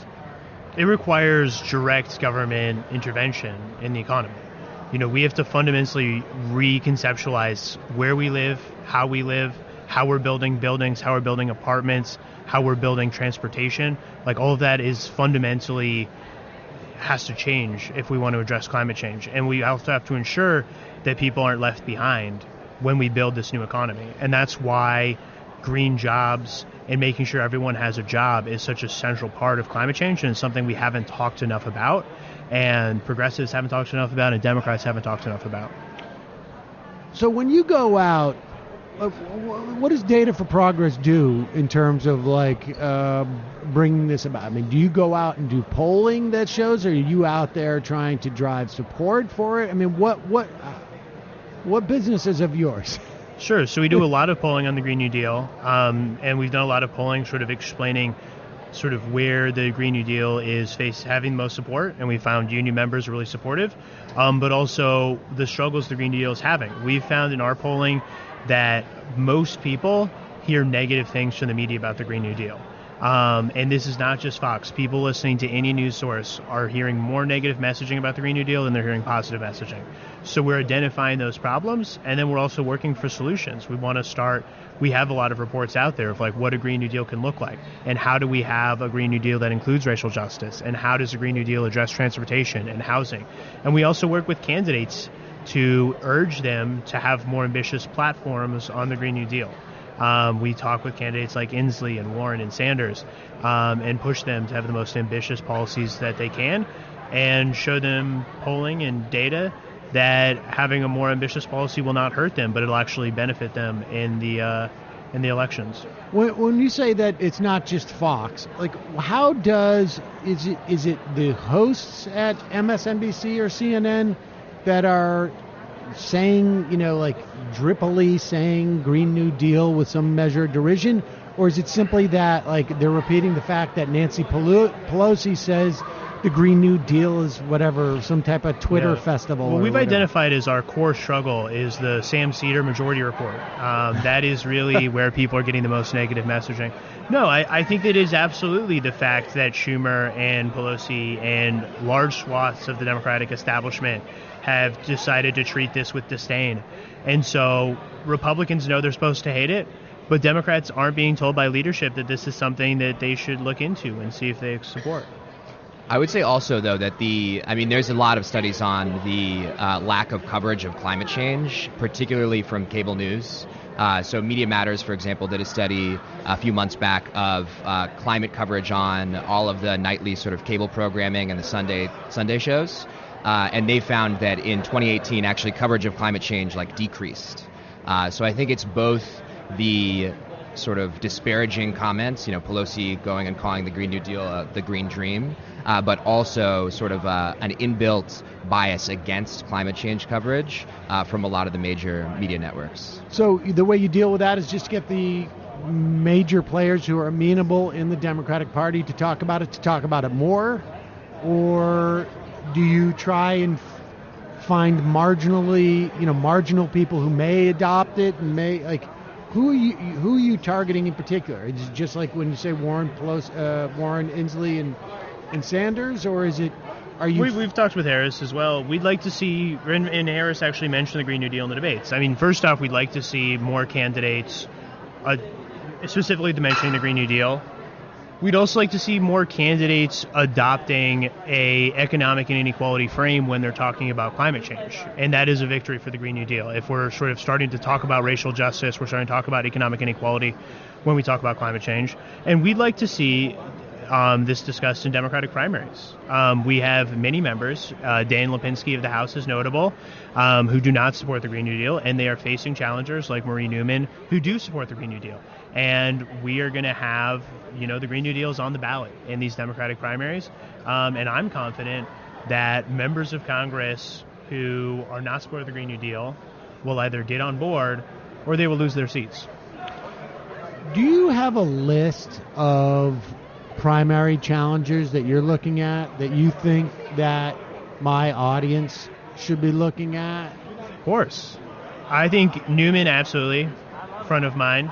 I think Richie Neal, what he's been doing in terms of slow-rolling investigations into Trump's tax cuts and making deals with the shady TurboTax industry, I think he should absolutely face a primary. Does he have a challenger yet? He will soon. That's when I would hit my breaking news story button, but I don't have it. I think Adam Moncadecco in New York is going to run a stellar race. I think Henry Cuellar, he's facing a challenger from the Justice Democrats. I think absolutely he's one of the worst Democrats in the country. He endorsed George Bush. And I think that Elliot Engel, who represents an incredibly diverse district, he's a supporter of the Iraq War. He constantly attacks AOC and Ilhan Omar. He opposes the Iran deal. And he has just been incredibly hawkish on all aspects of foreign policy. He's slow-rolled attempts to get the U.S. out of war with Yemen, and I think that he's already facing a primary challenger also from the Justice Democrats, Jamal Bowman. Let me ask you this: when you see what's going on with Nancy Pelosi, and I should also say, I want to make it clear, Richard Neal's in the 1st District of Massachusetts. I am not eligible even if I was to go back to Worcester. Now, Richard Neal was born in Worcester, so I don't want any rumors started. I'm all in against Schumer in 2022, or so people are hoping. But is there a number that, when you look at, let's say, what Nancy Pelosi is doing right now, and the best, I feel like the most generous perspective I can have on Nancy Pelosi right now is that that she's trying to protect, these purple districts, even though Katie Porter, came out for impeachment, and she's doing great, it seems. She's trying to protect these districts, and they have more of a sway over her caucus, right? Like the problem solvers have too much leverage, whatever it is. Somehow it feels like no matter how many members of the Progressive Caucus there are, sure, the 4 who are not have more power. Is there a number that we need to get to in terms of like progressive strength in the caucus, or is it if you have 1, can they hold the thing hostage? I'd like to see us have the same number of progressive Democrats that are members of the squad as the Tea Party has members. And I think that, we should be open to primaries against any Democrat because they shouldn't be afraid to come back to their district and tell voters what they've done. I mean, I think Jerry Nadler's a great guy. I think he's been a great Democrat for a long time. But, he could today send a letter to the National Archives demanding that they release all the documentation from Brett Kavanaugh's time in the White House. And he hasn't done that. And so, I think the fact that he's facing a primary challenger who's putting up $300,000 in the first quarter of the race is a good thing. I think that you got to put the screws to these incumbents. You have to put pressure on them. And if they are not afraid of primaries, then they will only look to the frontline Dems. They're only going to look to those districts, and, Josh Gottheimer is going to rule the day. But if we have real progressive energy coming out of these cities and coming out of these progressive districts, I think that there's no question that we can start winning more of these fights within the caucus. Okay, so if I hear you correctly, and this is interesting because I had not ever heard anybody articulate it this way to me, by putting pressure even on your allies, you are giving them an excuse to get tougher. This is the squeaky wheel gets the oil, and the problem is the squeaky wheel has just been those so-called frontline Dems, the ones who are in the purple districts. But if everybody needs some oil, essentially, because they've all got to start to squeak a little bit, if Jerry Nadler has to go back to Nancy Pelosi and say, if I don't do this, I'm going to lose. Yeah. And so if why is my seat any less valuable to you than so-and-so's seat?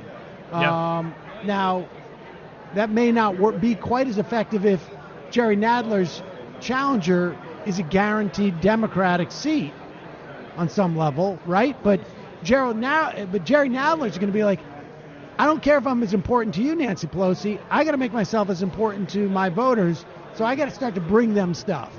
And this is going to be one of those stuff, and that's the theory there. Absolutely. And, it's not that Jerry Nadler is of no use to Nancy Pelosi. I mean, one of the undertold stories of this cycle so far is that these freshman Democrats like AOC are putting up huge numbers in fundraising because they're exciting the base, they're exciting small dollar donors to give at a time when fewer and fewer people are interested in supporting, these blue dogs. People are excited about candidates like AOC, and that provides money to the party. That's interesting. Do you think that that message is getting out? I mean, the DCCC is still blacklisting anyone who works for the primary challenger, but at the same time, it's not working. Marie Newman raised $150,000 in the same quarter last year. This year, she put up $330,000. She's raising twice as much as she did last cycle, and that is in spite of the fact that the DCCC is trying to kneecap anyone who helps her. Cheryl Bousis may be out of a job soon. I do think that she will. I think that this will look very bad for her. I think that she is putting a Herculean effort to protect homophobes, bigots, and anti-choicers of all stripes. And she's not going to just lose her soul. She's going to lose her career along with it. I love it. I love that kind of talk from Sean McElwee. Yeah. If it wasn't for the fact that Eric Levitz delivers those lines that much better, you'd be on more. Oh, come on. Sorry. I mean, what is he giving you that I cannot provide? All right. Just take it easy. Take it easy. Sean McElwee, Julian, thank you so much for joining us. You coming to my happy hour? I will come to your happy hour. Absolutely. Great. All right. Well, you got that star appeal. Will you? Where is it tonight? It's tonight. Yeah, Frankie Bradley's. Okay. All right. 7 o'clock. Sunrise is going to be there. Text me. The lovely listeners of your show can come as well. I assume no fascists are listening. No fascists are listening, but I won't remember where it's at. So just text me with the info. where can people get more information at Data for Progress and support the think tank? Like, do you have like having an annotated version of the the Constitution from Data for Progress, like something like that? Like, you can see all of our wonderful memes on Twitter at Data Progress. You can go to dataforprogress.org, and you can follow Julian NoiseCat on JNoiseCat on Twitter. Don't you have like some type of program where people can become like? Is it like the Heritage Foundation? Like you can buy. No. Our supporters are sort of pay pigs. We give them nothing; they just give us the money, all right. And that allows the operation to continue. There you go. Well, think about the whole Constitution thing. I'll think about it. Annotated Constitution. I like it. Will you submit some annotations? Absolutely. All right, let's do it.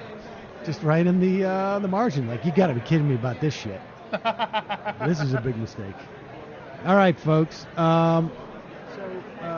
Thank you again, guys. Absolutely. Let me just turn down the levels here. It's getting a little bit loud around here. Folks, let me just also, since we've been a little bit meta, apologize. Wanted to have a little bit more of I've been very happy with the guests we've had. I want to have a little bit more of a diverse group of folks here.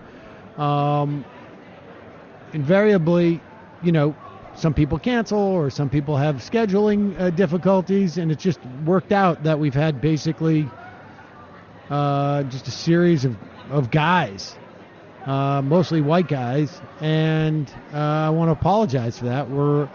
We're working, and tomorrow I think we'll be doing a little bit better on that, but the timing of the conference, we got here last night, we got to do the show first thing, and we just have not had the opportunity to go around to the wide range of people. So it's been a lot of people who I just heard from beforehand, and to the extent that I had other people that just scheduling works out in weird ways. So I want to just apologize up front for that. I should probably do do this post roll now. What do you think? Or we could wait until the end. We have got about. Let's do a little bit of sound. Yeah, you might want to wait to the end on it. Yeah. Okay. David Dayen, who was with us a little bit earlier, and yes, Brendan, I would love a coffee. I think Brendan can tell that I'm. Oh, Brendan, you can't hear me. I would love a coffee. I'm fading fast. So Dayen has already filed on the private equity hospital closure in Philadelphia. Do you have the video all set? Yeah, we're getting photo bombed. Can you see this in the background? Oh, that's hilarious. Left his best. Yeah. It's a positive photo bomb. That's a good photo bomb. Who's that? What's that? Yeah, come on in. I don't know who this is. Who is this? Well, I go by many names, but some of your viewers know me by... Other Mike. Okay, wait, sorry. Say again? Some of your Other viewers Mike. know me as Fran from Philadelphia. Fran from Philadelphia. Yes, indeed. There he is. Good to meet you, sir. Nice to meet you. Holy shit. Hello. There you go. Just you being here, I just had to show up and say hello and show the Philly support. I appreciate I love that. you all covering Philly issues with David and yeah. Did you go to the protest? I didn't go to the protest. No, I should have though. Well, do we have video of the protest? Downloading now. Oh, it's downloading now. Okay, we've uploaded the protest, and so have you been to any? Is this your first Netroots?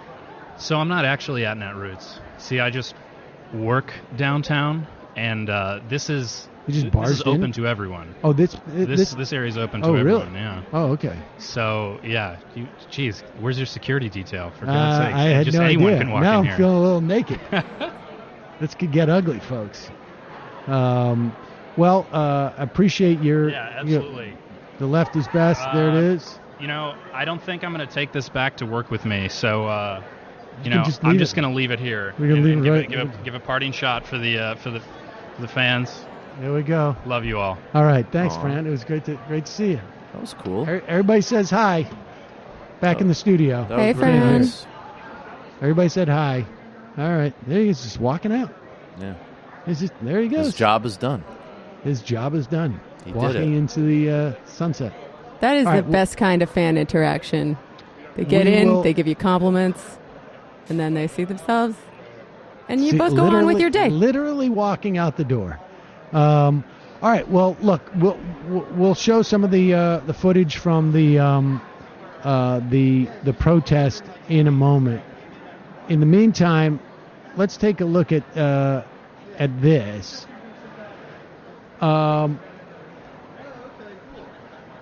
One of the things that we had a problem with Barack Obama, and this has come up in the context of his dismantling the Obama for America. It was indicative of it, and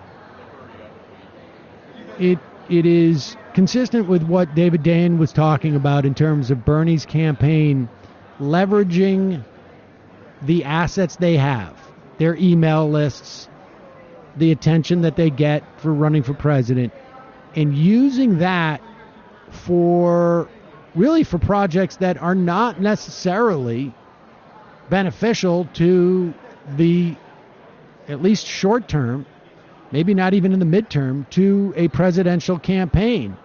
And that is exercising power and pressure. Here is Bernie Sanders on Rachel Maddow's program last night, talking about what he's going to do to deal with Mitch McConnell. And, look, this is a very obvious question in some respects, but nobody has given a satisfying answer to this.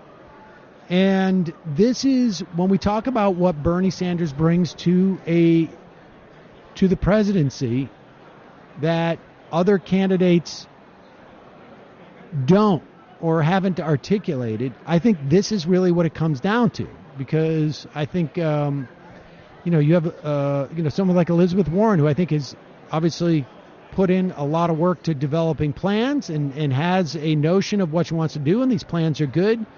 But someone like Mitch McConnell is going to be a roadblock to this. And the question is how do you make Mitch McConnell scared? Here's Bernie Sanders on Rachel Maddow.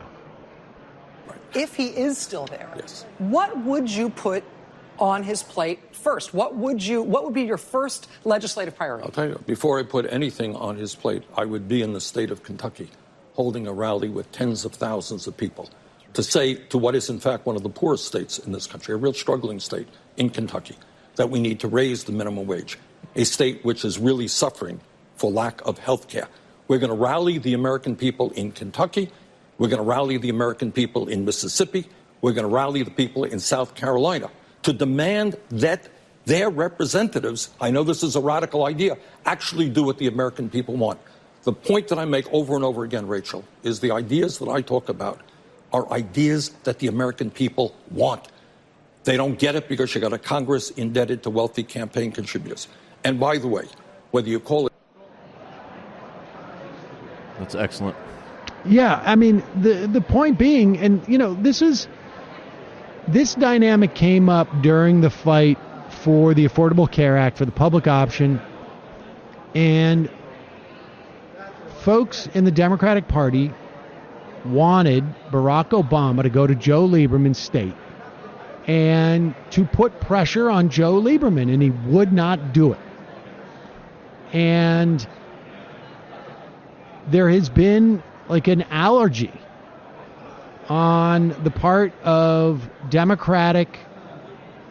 largely Democratic electeds, and to a certain extent those who are just trying to run for election, to use the almost like the bully pulpit and to use and the idea of rallying and organizing and mobilizing people to play an outside-inside game is really what it comes down to.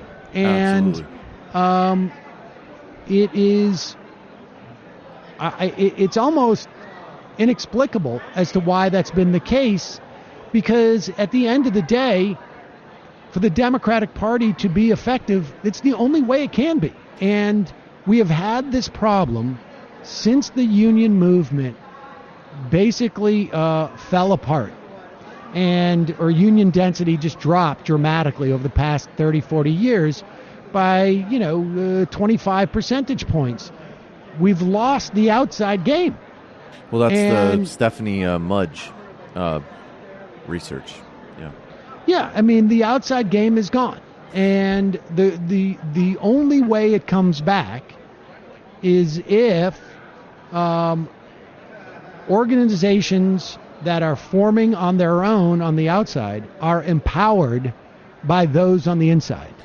Yeah. And it's good that Bernie's talking about that. I mean, because it really is the missing element of all of this. And just as Sean McElwee was telling us about Jerry Nadler, you put a primary against Jerry Nadler, not because he's a bad Democrat, but because there's things on the table that he could be doing for his district that he's not doing for his district.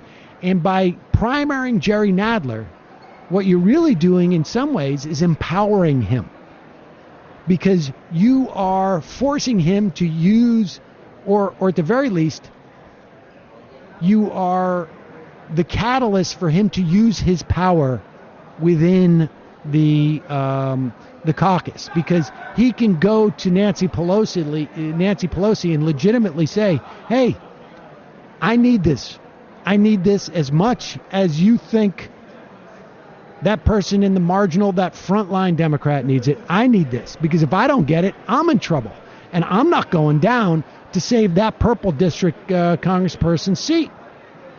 And that's the dynamic that we have to get into. Here is later in that interview,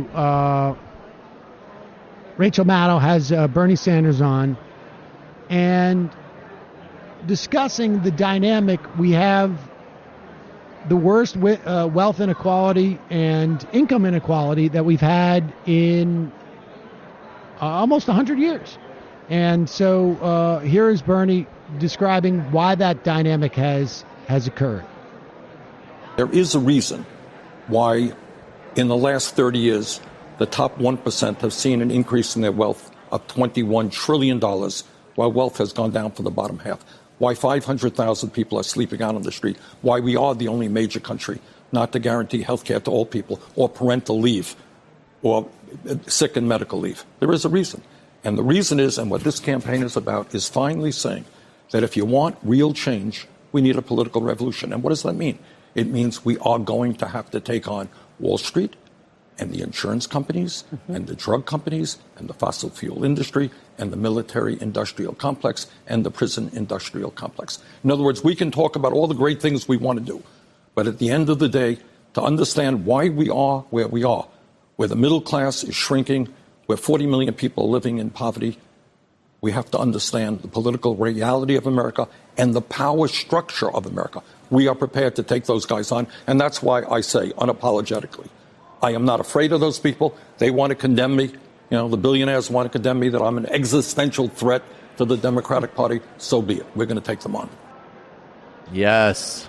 I mean, that's spot on. I don't know what he's left on the table there. Nothing. Well, I would not say. only Always I name just our enemies. Say really quick. Well, and of course that's that brilliant new move of the anti-endorsement page that they have on the Sanders website now, with all of the most dangerous people in the country, like Haim Sabin, who we were talking about yesterday, and Ken Langone, and all these other oligarchic predators, saying that they hate him, basically. And of course, that's the ultimate endorsement. I just want to say really briefly, I know the next guest is there, but the fact that he keeps naming the military-industrial complex is another big distinction that stands out in terms of how he's framing it.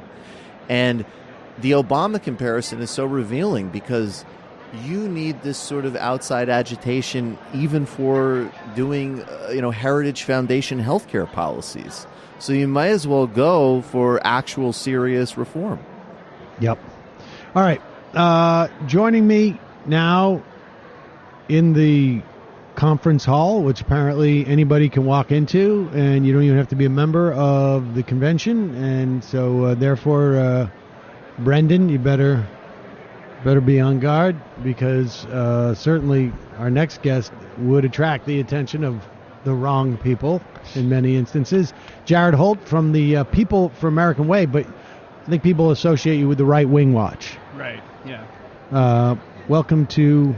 now, just tell people who don't know what it is you do at the Right Wing Watch. Oh, man. I assume the role of like a crazed hyper fan of right-wing media and just consume all the worst stuff as aggressively as I can, and then sort of analyze it through a progressive lens and offer criticism of it, and do also some reporting on extremist movements on the right.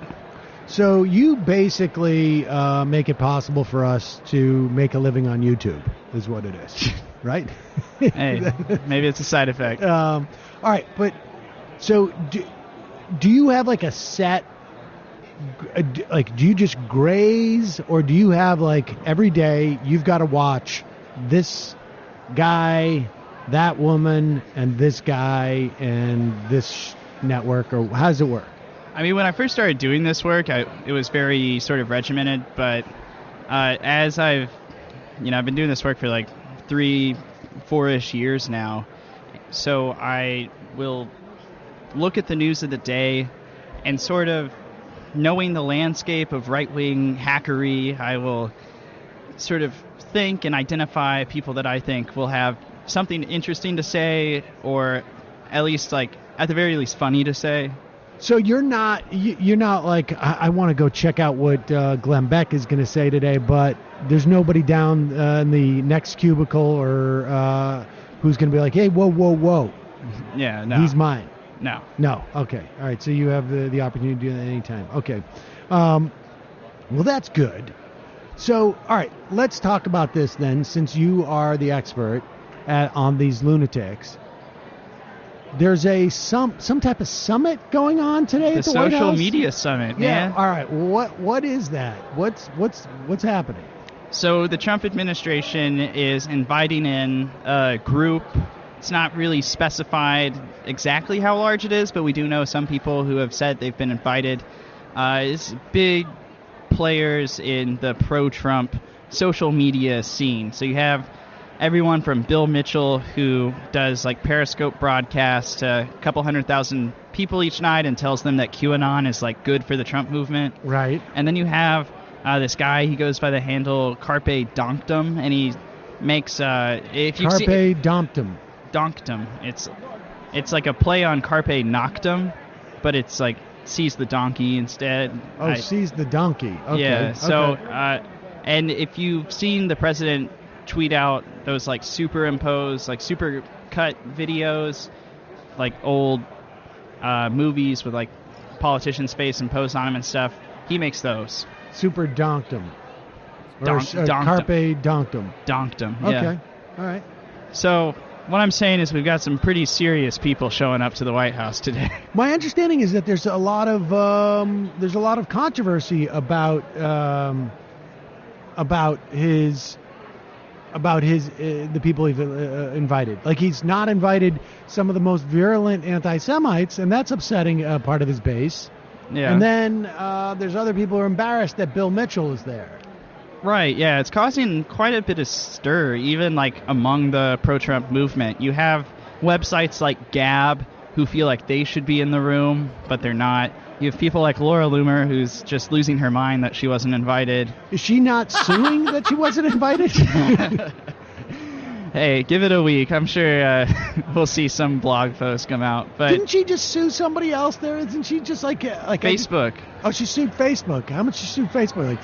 Like to the tune of like millions of dollars. And what is the...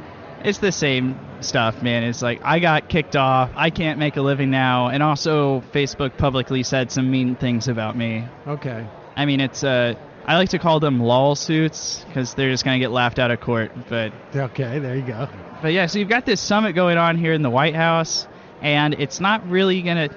They're going to let in a press pool to do a spray, which for people who don't know what that is, that's like anywhere from like a minute to 3 minutes where press comes in, they see part of the meeting, and they're firing off the cameras, getting a very brief statement. But for the most part, this meeting's going to be pretty secretive, which is not reassuring, especially since during the last election we saw social media sort of gamed, in favor of this stuff. But what are these guys like? Presumably, like, what are they going to say? Like, look, guys, there's an account called whatever it is, Joe Schmo, and retweet everything Joe Schmo says. Or are they going to go in there and they basically saying QAnon is real? Obviously, we can't let anybody know this. We don't know. We don't know, and unless one of these folks that's been invited starts talking, A, we have to assume they're telling the truth, and B, it's just their word against what? Nothing. Who would you put? All right, so they're going there. It's this weird crew of people, and really sadly devoid of any full-on Daily Stormer people or Gab people like that, which is a real. It's upsetting to see that type of infighting. It really breaks your heart. It does break my heart. What, from your experience, who are the worst of the worst? And you can define worst in any way you want. Like when you. With all like the sort of you're like a zookeeper in a way, and you're going into the zoo and seeing who's defecated on themselves the most today. Oh yeah. Right? That's sort of like the metaphor of what your job is. But fortunately you don't have to clean it up. You just take a picture of it, right. Essentially, right? So who is the worst? Who's the one that defecates on themselves the most in the zoo? Oh man. I'll split it into two, like most nefarious and then also just like the saddest. Okay. I think Benny Johnson he's at TP USA now, disgraced plagiarist, and like his claim to fame now is posting like Lindsey Graham Harambe memes or something like that. But wait, who is it? We did that guy. He's like a comedian, right? Benny Johnson? Benny Johnson? Which guy was that, Matt? He was like a BuzzFeed writer. Sometimes. Okay. He does All jokes, right. yeah. He does jokes. All right. Like TPUSA. Yeah, real jokes guy. Yeah. but just absolutely cringe, man. It's but as far as most nefarious, there's this guy. He's existed in the right for like the better part of a decade as like this professional scam artist. He's very nefarious. He has some very close connections with some really insidious parts of the right. His name's Ali Akbar. He goes by Ali Alexander now. But he's kind of like the grease between the gears between sort of the mainstream we love Trump and that's sort of as deep as it goes, and then also more nefarious figures like Chuck Johnson or like white nationalists like Nick Fuentes, and sort of lubricating that space in between. Interesting. Those names do not come up that much on our show, I have to say, those guys. Yeah, they're names that if you're not deep in this stuff, they're not household names by any stretch, And so what is your mission? Why do you have to know who these guys are? How is that helping? Well, I think we're seeing like these figures, they are sort of outliers, but they're getting mainstreamed into the GOP at large. The fact that these guys, half of who, nobody in this country walking down the street, if you stopped them, would know who they are. Right. Are getting White House invitations. I think that's something, that should raise a red flag or at least some eyebrows. So we do what we do to try to get ahead of the curve and identify figures, identify rhetoric, identify movements that we think have potential to sort of get gripped onto if we see trends moving that way, and we try to just get archives and chronicle the activities of stuff like that. That way, when these people do go to the White House, there's some material that we can look back to to understand who these figures are. There's some context as to what's going on. It's just reporting, and this is deep reporting. In the sort of in many respects, like, I just want to say thank you for doing what you're doing and apologize that you have to do what you do, and follow. Like, how do you follow a guy like Benny Johnson or the guy from TP USA, or how do you follow Ali Akbar? Just their writing online, or are they showing up on like What are the outlets that you look at? Like, are there ones out there that we don't like OWN or WorldNet Daily or so like Gateway Pundit, WorldNet Daily, Human Events just relaunched with sort of a pro-Trump spin on it. So looking at the outlets, who's funding these things? It's the $1 million question. Unfortunately, because these are like private entities, we don't have a clear window into that. But I'd imagine it's probably the same cast of characters we see everywhere else. Koch, Mercer, Wilkes, right? Those type of families. Who funds the Blaze, like CRTV? Like who's the funding behind that? I think that's Wilkes Brothers. I think they've donated a pretty large sum to them, if I remember correctly. Interesting. They tend to be sort of turned on to anything that has a religious bent to it, and Blaze TV definitely has had that religion, Western civilization type flavor to their content. Interesting.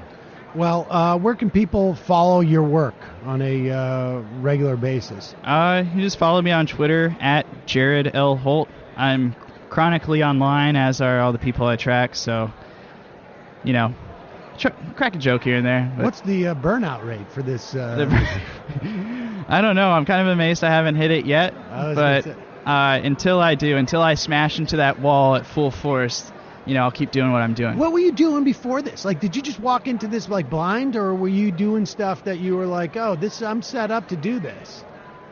You know, I was doing reporting in Arkansas. That's where I'm from, and I got the wise idea that I was going to freelance and cover some campaign stuff in 2014. And I covered when Mark Pryor was challenged by Tom Cotton. And that really opened my eyes pretty wide. Tom Cotton, at the time, ran a campaign that was just entirely, I'm a vet, I'm not Obama, my opponent is Obama. And he just decimated Mark Pryor in the polls. Wow. So that and just a bunch of like weird little stories from the campaign trail got me into it. Media market's not great in Arkansas. You know, local media just isn't doing very well in this country, and even national media is kind of hurting right now. So I moved to D.C. I was too scared to move to New York, you know, coming from Arkansas. But I started writing about what I knew best, which was Republican politics, conservative media. There you go. Jared Holt, thanks so much for your time. I really appreciate it. We'll put your Twitter handle in the podcast description today. People can check it out. All right. Thanks for having me. So we're anticipating Sarah Nelson joining us. She is the president of the Association of Flight Attendants. And I spoke to her on Ring of Fire a while back. And really looking forward to talking to her. I still believe that her work was crucial, and her union was crucial in terms of ending the government shutdown a while back. And she's running a little bit late. Do we know when, Brendan? Brendan? Do you know when she's coming? When she's coming? Oh, 2:05. All right, good. So let's just do another clip of sound. Oh, we have the footage for... Correct, yep. Okay. All right, so let's play some footage of... And Brendan, maybe you can tell me what we're watching here. We have footage from the protest that took place out in front of the hospital in Philadelphia. It's Hahnemann Hospital, 171-year-old hospital in Philadelphia. It is been subject to basically a private equity millionaire coming in, buying it, stripping it of its assets, selling off the land is what he wants to do. So closing the hospital, making healthcare out of reach for a lot of people who live in Philadelphia, low-income people, obviously a loss of jobs. And this is one of those situations of what stays in Philadelphia, or what happens in Philadelphia is not going to stay in Philadelphia. This guy already has hospitals in L.A., in Chicago, other major cities. And David Dayen was talking to us about it earlier, convinced that it's going to become a model.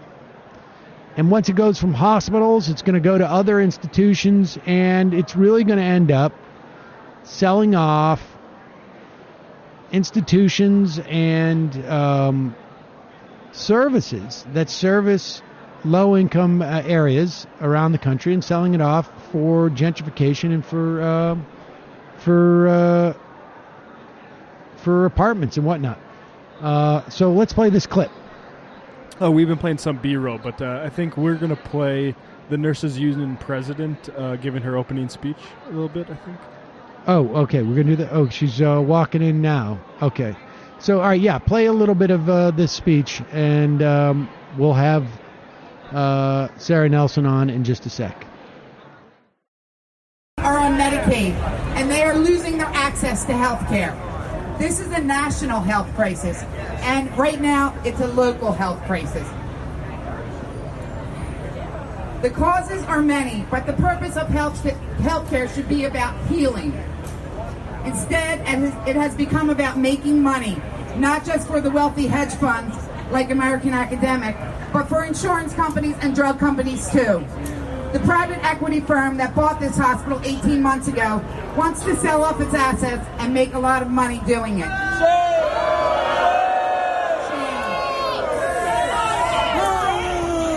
We need to stop them. If they win, this will be a stain on our city that will be everlasting. Where will this end? What hospital will be next? And how many people have to die before we stop this from happening ever again?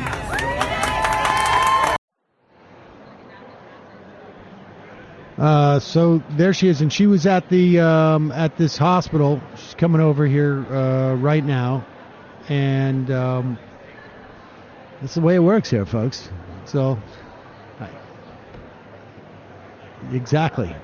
All right, so joining me now here in the Netroots Nation 2019, Sara Nelson. She is the international president of the Association of Flight Attendants, CWA, AFL-CIO.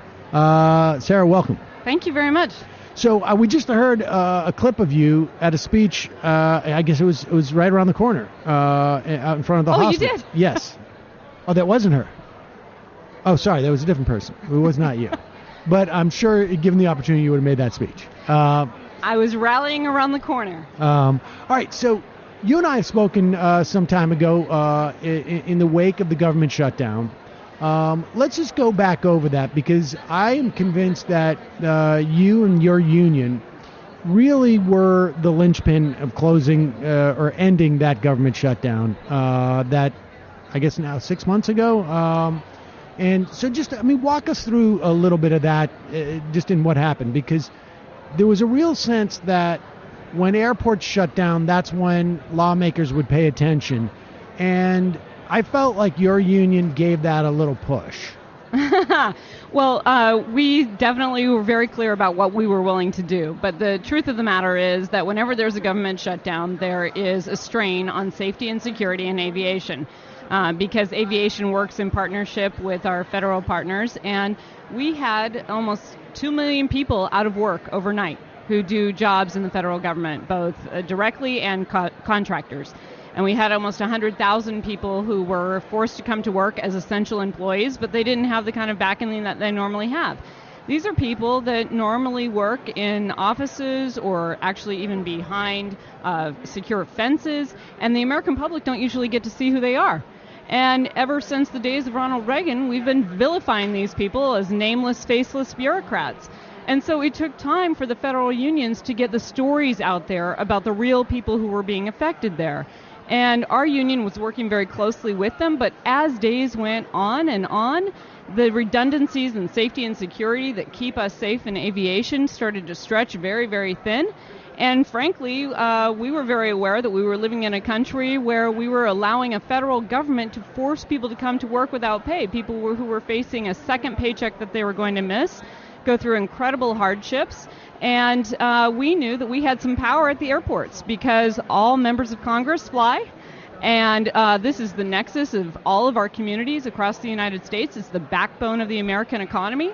And airports are where you get a lot of attention. So we were working very closely with our federal partners, but frankly, this was about the safety and security of our own members whose lives were in danger during this time because we didn't have the kinds of systems in place that it takes to run a safe and secure aviation system.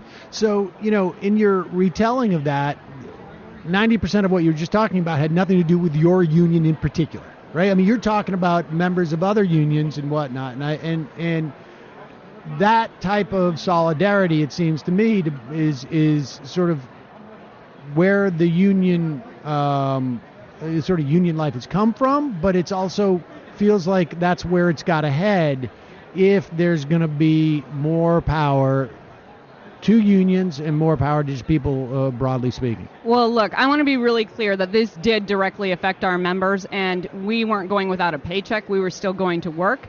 But what we have to understand is that what we were saying is if they can't do their job, we can't do our job. And we're connected in this country. We're connected more than we ever think about it. If those planes don't take off, mail doesn't get delivered, truckers don't get to load the packages that get the goods and services to the communities that we depend on. We don't get the medicines to the hospitals for the nurses to treat the patients. This is all connected, and we have to understand that more clearly. So we have to stand up for each other and do that on purpose. But unions also need to do a better job of helping union members understand how we're connected and building this labor movement. Because when we get down to 6% in the private sector and 10% across the board, we just don't have the kind of ability to communicate with people like we did when we had 40%, and we had much more political power, we had much more say, and there was much more equality in this country.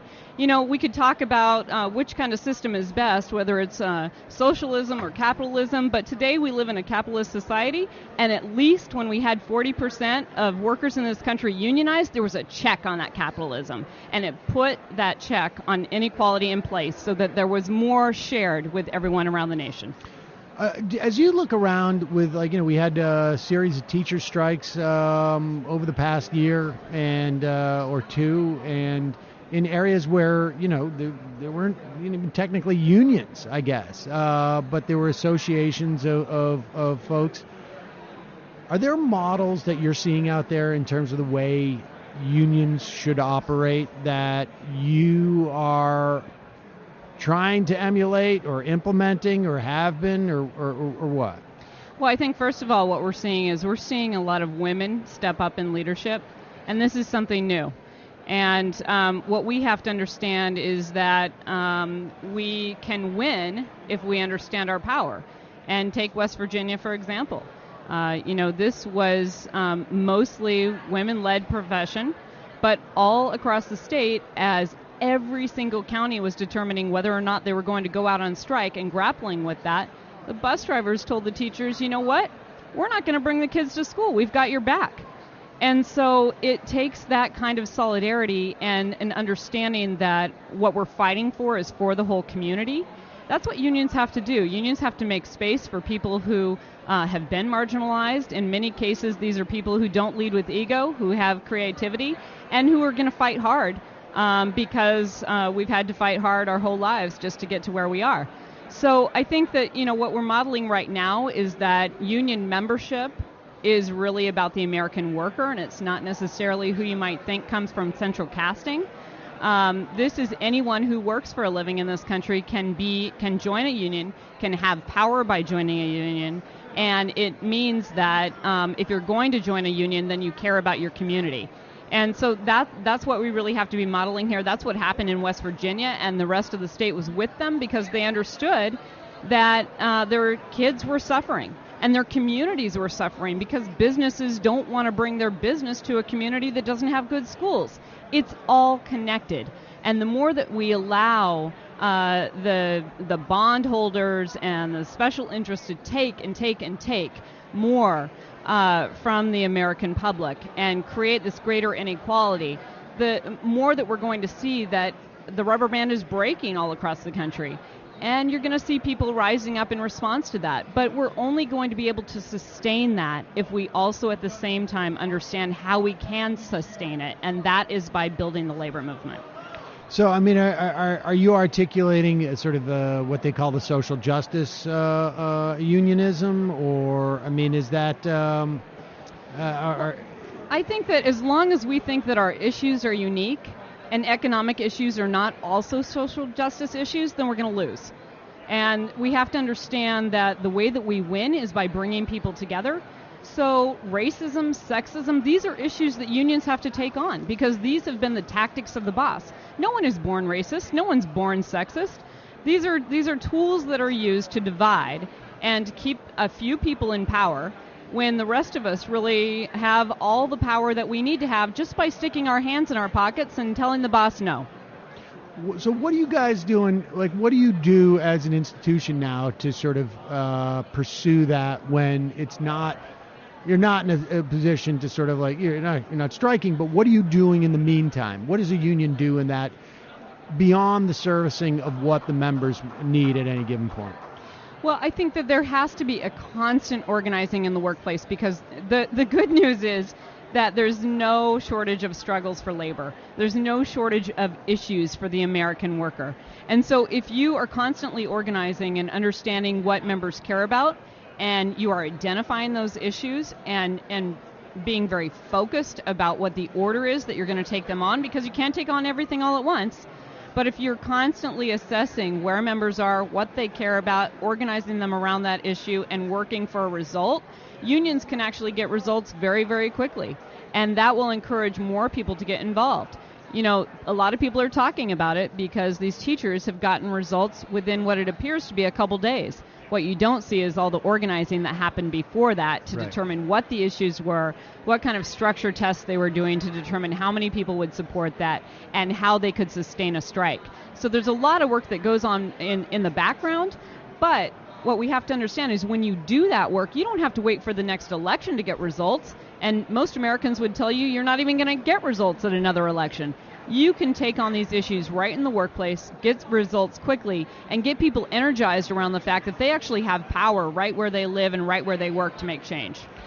Do private unions have a greater national agenda that you're looking for? You know, as we're entering into a presidential year, are you guys? How engaged in that is your union? Well, our union is it just actually completed a census of our union to determine who our members are today, what they care about, and how we can be more intentional about reaching out to make sure that we have leadership that represents every constituency of our union. We're getting ready to report out on the results of that census and take action on it.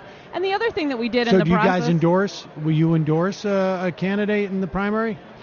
We are going to continue to talk with the candidates, and if the candidates meet a certain set of metrics and get into our workplace and we get a response from our members on who they support and it's very clear, then we will.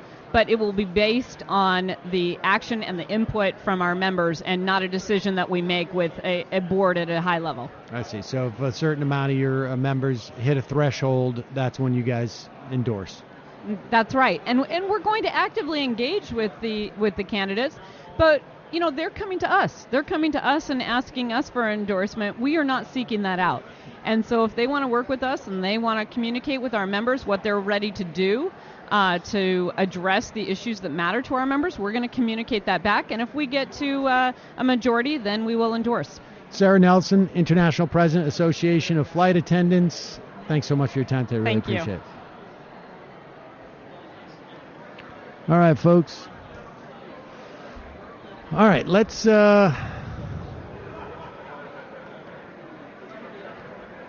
well, you know what we should do is we should probably take this time right now to, of course, listen to Seb Gorka, who apparently has Seb Gorka apparently still has a radio show, and he is still trying to deal with hostile callers.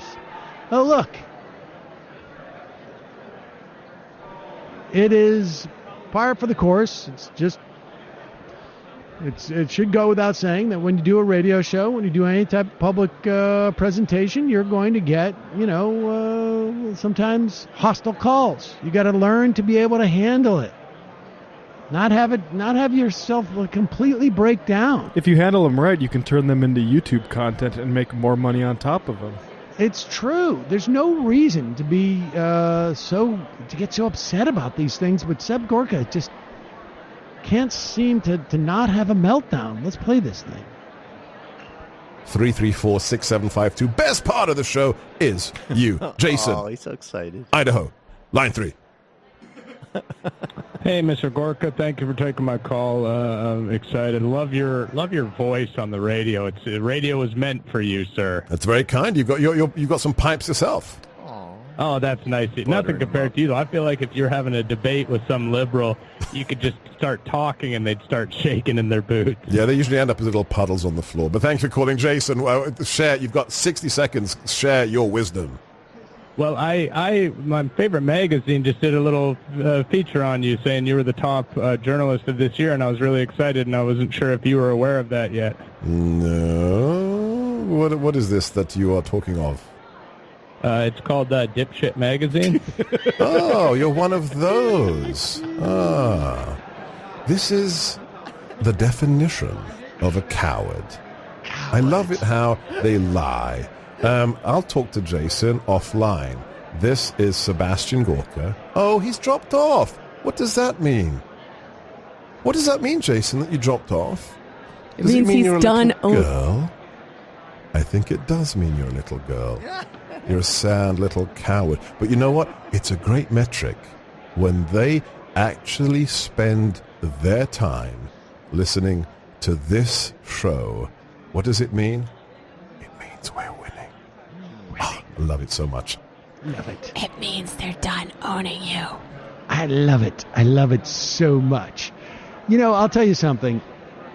I don't know if the caller was, in fact, a little girl, but I can tell you that if my daughter was to do something like that, the pride I would feel would be inexplicable. Also, the mimicry skills would be incredible. If a little girl could completely modulate her voice like that, that would be amazing. She sounded like an I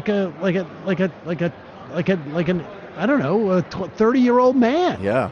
I would love in the sketch version, though, nothing bothers you. In fact, of course, if some idiot calls up and says, I'd like to debate the idea of having water treatment facilities, you're like, great, let's take 45 minutes and talk about this nonsense. But if somebody called up and they were just like, Sam, you were rated best progressive talker by a magazine I read. And you're like, oh, really? Brendan, did you know about this? Yeah, Dipshit Magazine. You go, oh, fuck you! And that's when you finally lose your mind. You're a scared little girl. Don't you come to the Gowanus and say that to my face. You coward. You coward. You coward. I can say it was not, in fact, a girl that was pranking Gorka. It was actually Chris James, a Canadian comedian, and host of Not Even a Show, which is currently my favorite YouTube show. He just butters him up. Keeps nailing Gorka over and over again. I just love it. And Gorka wants the opportunity to keep him on the line so he can threaten him. That's what it is, right? Oh, totally. Yes. And frankly, keeping him on the line and hearing what Gorka would say would also be worthwhile, it seems to me. Yeah, well, last time, if you remember, he did the thing where he talked about how he had this liberal sister that thought Gorka looked like he had bad breath and was a bootlicker. Do you remember you know what would be really funny, actually? I can't go into the whole... Do you remember when Your Kickstarter Sucks guys? They did this whole elaborate prank where they had a fake Facebook post where they said that their cousin owned a restaurant and their cousin hated Trump voters. So what they were doing is that when Trump voters came in and ordered a meal, they were putting the chicken or whatever, the meat on the floor before they cooked it. It was the most nonsensical, but of course, It was written as if like, so, hey, I got an uncle that works for this restaurant. Right. And he was telling me about this thing they do to Trump voters where they put the chicken on the floor before they serve it to and them. of course, like, Trump voters who read this not considering, like, how would the restaurant know? You mean you put it on the floor? Like, what are you talking about? But instead, they called and they got these enraged phone calls. And I remember the best one was this guy's like, I'm going to report you to like, to some health authority. And the guy's like, ooh, yeah, that would be super unhelpful if you did that. Because, I mean, we're trying to run a restaurant here. Actually, it would be funny if they did that with Gorka. Chris James has some relation to the York Star Sucks guys. They are twitched together, I think, on the Go Off Kings. I might be getting that wrong, but I think there's some relation there. Well, good stuff. Let's do just a couple more clips of sound, and then we will begin to wrap things up. This is pretty important. There's talk that the Fed is going to drop rates again soon, and part of this is, I mean, there's varying concerns going both ways. One of the fears is that in the event that there is another financial crash, that there won't be room for the federal interest rate to drop more, which eases things by providing more money into the economy. Right now, I think the Fed rate is like 2.25%, and there's pressure for the Fed chair to drop it, not the least of which because Donald Trump needs a little boost to the economy and going into an election. Here is a clip of AOC talking to Chairman Powell about the relationship between Fed rates and employment.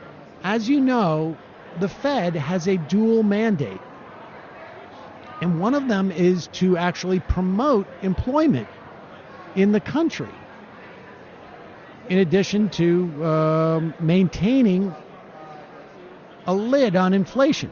That's a dual mandate that they have. Far too often, they have erred on the side of keeping inflation low because that is very beneficial for people who have loaned out money, and inflation would cut away at the value of the interest that they're making on those loans. And so the inflation hawks very much about protecting the interests of banks and loaners and whatnot. I mean, inflation across the board is not necessarily good for workers, but presumably as inflation goes, so do wages. So really, the big losers in inflation tend to be people who own a lot of debt, essentially, and or have offered a lot of credit. Here is AOC questioning Powell on the presumptions that the Fed have been operating under for, I don't know, decades, like the mainstream economic thought. And I've been seeing lately that economists are increasingly worried that the idea of a Phillips curve that links unemployment and inflation is no longer describing what is happening in today's economy. Have you been considering on that? What are your thoughts on that?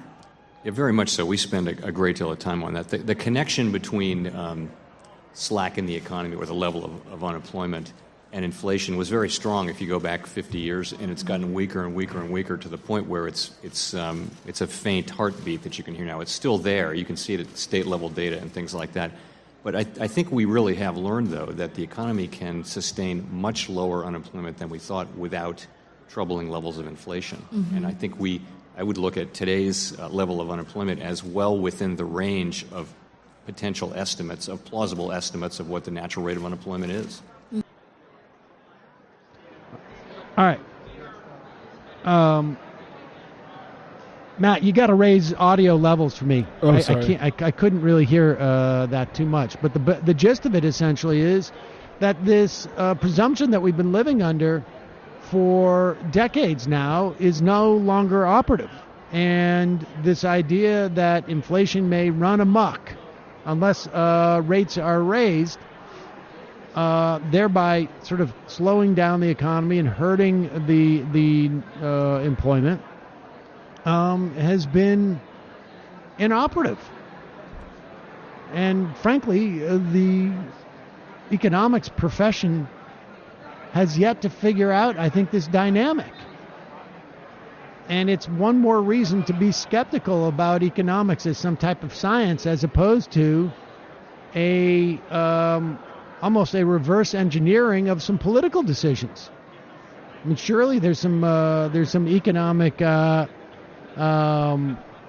principles that are real, but too often we're simply told this is the way economics works. And in fact, what we're hearing is this is a political decision we're making, and it generally benefits people with money. Right. So it's nice to see AOC up there. Of course, she has no idea what she's talking about, right? None. I mean, how's that program on the right going where they're making her out to be like a elementary school kid? Anybody could come up with that question. I'm actually, not only the point about the stupidity of that meme on the right, but I'm reminded of one of the earlier points that the staffers for AOC and I think Rashida Tlaib were making, that not that they just have a lot more time to prepare because they're not fundraising constantly. Right. Yeah, that's cheating. Right. All right, let's play this last clip, and then we're going to wrap things up. We're not going to get any calls or IMs today. We'll try and get to some time tomorrow. I'll tell you guys about my time at Commie Camp tomorrow. Definitely not yeah, today. we may have to do that. We may have to do that. We'll have to punt that to tomorrow. But we're going to do that for an hour tomorrow. Ben Shapiro apparently has to weigh in on what's going on. As you know, the women's soccer team has won their fifth. Is it their fifth? I thought it was the fourth, right? Or the fourth, their fourth World Cup. And the star, Rapinoe, I don't even know her first name. It's on the I think list. it's Megan. Megan Rapinoe. In fact, our own former booker, Jess Mabley, got like a picture with for her kid of her. Anyway, but nevertheless, Megan Rapinoe has been outspoken in their critique of Donald Trump and outspoken in their desire to be outspoken. And apparently this is really, really bothering those on the right. Here is Ben Shapiro, famed soccer critic. You're saying capitalism can actually increase your pay. That's never going to be a thing that anyone on the left asks. Instead, we all have to pretend that this is all normal and that it's not divisive at all and that truly she's a hero to everyone. Absolute silliness. Absolute silliness. And bad for the country, by the way. When even the stuff that we take a break with, sporting, is turned into this, it's pretty obnoxious. And we're not talking about 1968 in the middle of the civil rights movement with U.S. sprinters on the U.S. national team at the Olympics raising the black power fist because American politics are polarized around race in 68. We're not talking about that. We're talking about gay marriage is legal across the United States by Supreme Court diktat. Hold on, pause it for 1 second. I'm sure he would have been on the diktat. right side of 68. Exactly. Yeah. If this was 1968 and any of those athletes were raising the black power sign at the Olympics, he would have the exact same thing. This is the oldest game in the world they play. Look, I'm telling you, whoever is the next Democratic president, I don't care if it's Joe Biden, I don't care if it's Amy Klobuchar, I don't care if it's AOC or Bernie Sanders or Elizabeth Warren or people who haven't run. Jay Inslee, it doesn't matter. They're all going to say that person is a full-on commie socialist, and why can't they be reasonable like Obama? That's the way they go back. I'm going to pretend like I wouldn't have or didn't critique Democratic figures in the past in the exact same way, and now I'm going to look at they're so reasonable back then And now they're just crazy. But let's continue. He is upset that, of course, the women's soccer team is insisting upon getting paid a fair wage for the same job that they do, and it's just such a shame for him that he can't even watch soccer anymore without it being politicized. Like, these people want their rights. They want to be able to get paid what other people get paid. Why can't you just play? Dance, monkey, dance is what he's begging. We're not talking about that. We're talking about gay marriage is legal across the United States by Supreme Court diktat. We are talking about Megan Rapinoe is getting $1 million contracts specifically because of her sexuality and because she is a very, very good soccer player. But let's not make any mistake. If she were a very good soccer player and she were not a very outspoken lesbian, she would be getting fewer contracts because she is seen as a political figure. She's sort of Colin Kaepernick, but with actual talent at her sport. Ooh. So it's all of this is obnoxious, but we're supposed to pretend that actually she's quite charming and wonderful. That it is not obnoxious to live in the best time for women, in the best time for lesbians, in the best time for women's soccer in the history of the world, and in the best country in the history of the world for any of those things. We're supposed to pretend that actually she's a victim and America's a terrible place so that she can make more money, presumably. Pretty gross. Pretty gross. I don't know that America's ever been the best for soccer. I don't know that Colin Kaepernick is an outspoken lesbian. Yeah, no, Colin Kaepernick is an outspoken lesbian. That was actually what. So his argument is that if she was an outspoken straight woman, she wouldn't get as many contracts. I get probably actually if she was running around saying straight power, no marriage equality, yeah, it actually probably would be a problem. But that's just because we have culturally evolved. Like, right. Yes. That would actually be a problem. Ben says something early on where he's like, she doesn't want to be a role model to or she's being a role model to everybody. It's like, no, she's not. She's not trying to be a role model to like nasty little bigots like yourself, Ben. She's trying to be a role model for like people who want to see this country progress. Yeah, I don't even know. I mean, I also just think like I find it so. There's something so torpish about both people who reject sports because they have like some attitude about athletics in general, and then people like Shapiro who are like, this is where we get our entertainment. This is where we tune out. Like this very like weird like politics and sports have always been connected. What are you talking about? It's one of the biggest cultural forces in our lives. It overlaps with politics everywhere. There's soccer violence across Europe. There's clubs that are associated with different political teams. It affects. I mean, even the fist thing that he mentioned hurt those guys' careers for decades, including the Australian guy up there on stage who was in solidarity with them. He had a totally destroyed career too. I mean, what is he talking about? Yeah, he might want sports to be a realm that's insulated from politics, but guess what? Facts don't care about your feelings, Ben. That's right. And on top of it, he also doesn't care about facts being about politics and sports commingling because he just doesn't want politics that disagree with his politics commingling. Right? Like, you know, like where was he? I mean, like, what was John Rocker? Like, I mean, like, or imagine, Tim Tebow. like, yeah, Tebow. like, I'm sure he was not out there criticizing Tim Tebow. Oh my God, and how often? Like, why do we have to have religion commingle with our sports? Well, he'd say like being pro-life isn't a political statement. Right. Yeah, but here's the thing. But why should religion? But here's the fact is that politics is infused with just about every single thing we do in society. And everything we do, every choice that we make, every choice that is made for us, every context in which we make those choices, in some way is a function of politics. And the reason why a guy like Shapiro wants this to be denied and wants it to be sort of like verboten to bring up these issues is because they have gotten away with subjugating various people in the context of this stuff by just the frontline defense has been like, don't make this political. Don't make this about I mean, this is the extension of the IDW too in some ways, right? Because this is what they're saying is like, look, we resent the fact that you now are asserting your right to be offended by stuff that we've gotten away with our whole lives and careers. And we resent the fact that we now have to address this. Like, you're taking us out of our comfort zone, and we have a right to be comfortable because we've always been comfortable. And the fact that you have actually been always uncomfortable and are now finally in a position in terms of society to be able to speak up and say, hey, this is making me uncomfortable. Like, I don't like this. That is what they resent.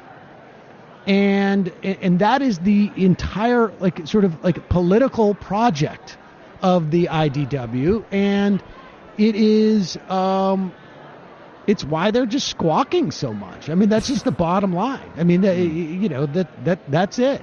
Yeah, a lot going on there, but anyways, great ideas. Great ideas. All right, well, folks, that's all the time that we have for this program.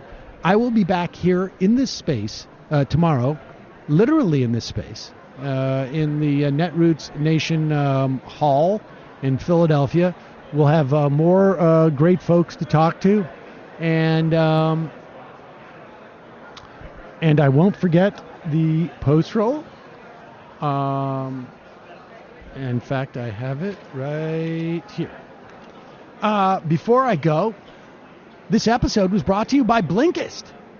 The Blinkist app takes the key takeaways from thousands of best-selling nonfiction books and condenses them down into just 15 minutes for you to read or listen to. 10 million people are using Blinkist right now. It has a massive and growing library from self-help to business to health and history books. Folks, you don't have time to read. I'm sorry. It's not my fault. It's just the reality. Well, right now you can get 25% off your first year at Blinkist.com/majority. That's Blinkist.com/majority. Check it out. All right, folks. Also, a reminder, your support makes this show possible. You can become a member at jointhemajorityreport.com. I guess it's a freebie. Freebie Thursday. Freebie Thursday. All right.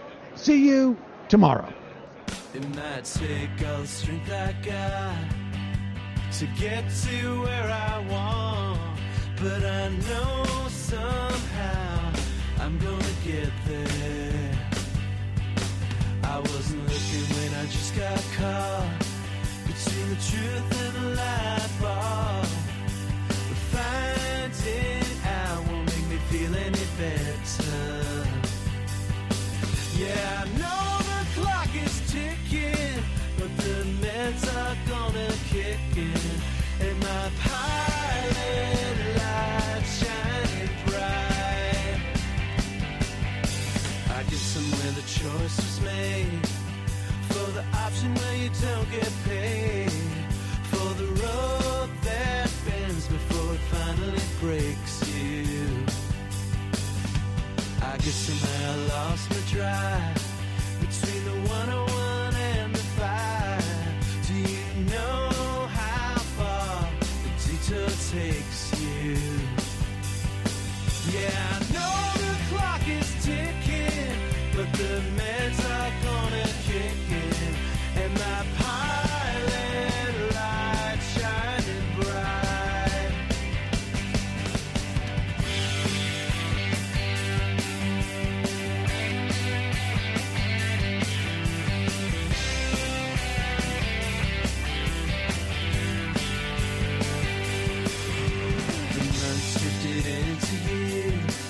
While I shifted in and out of gear, waiting for my moment to happen.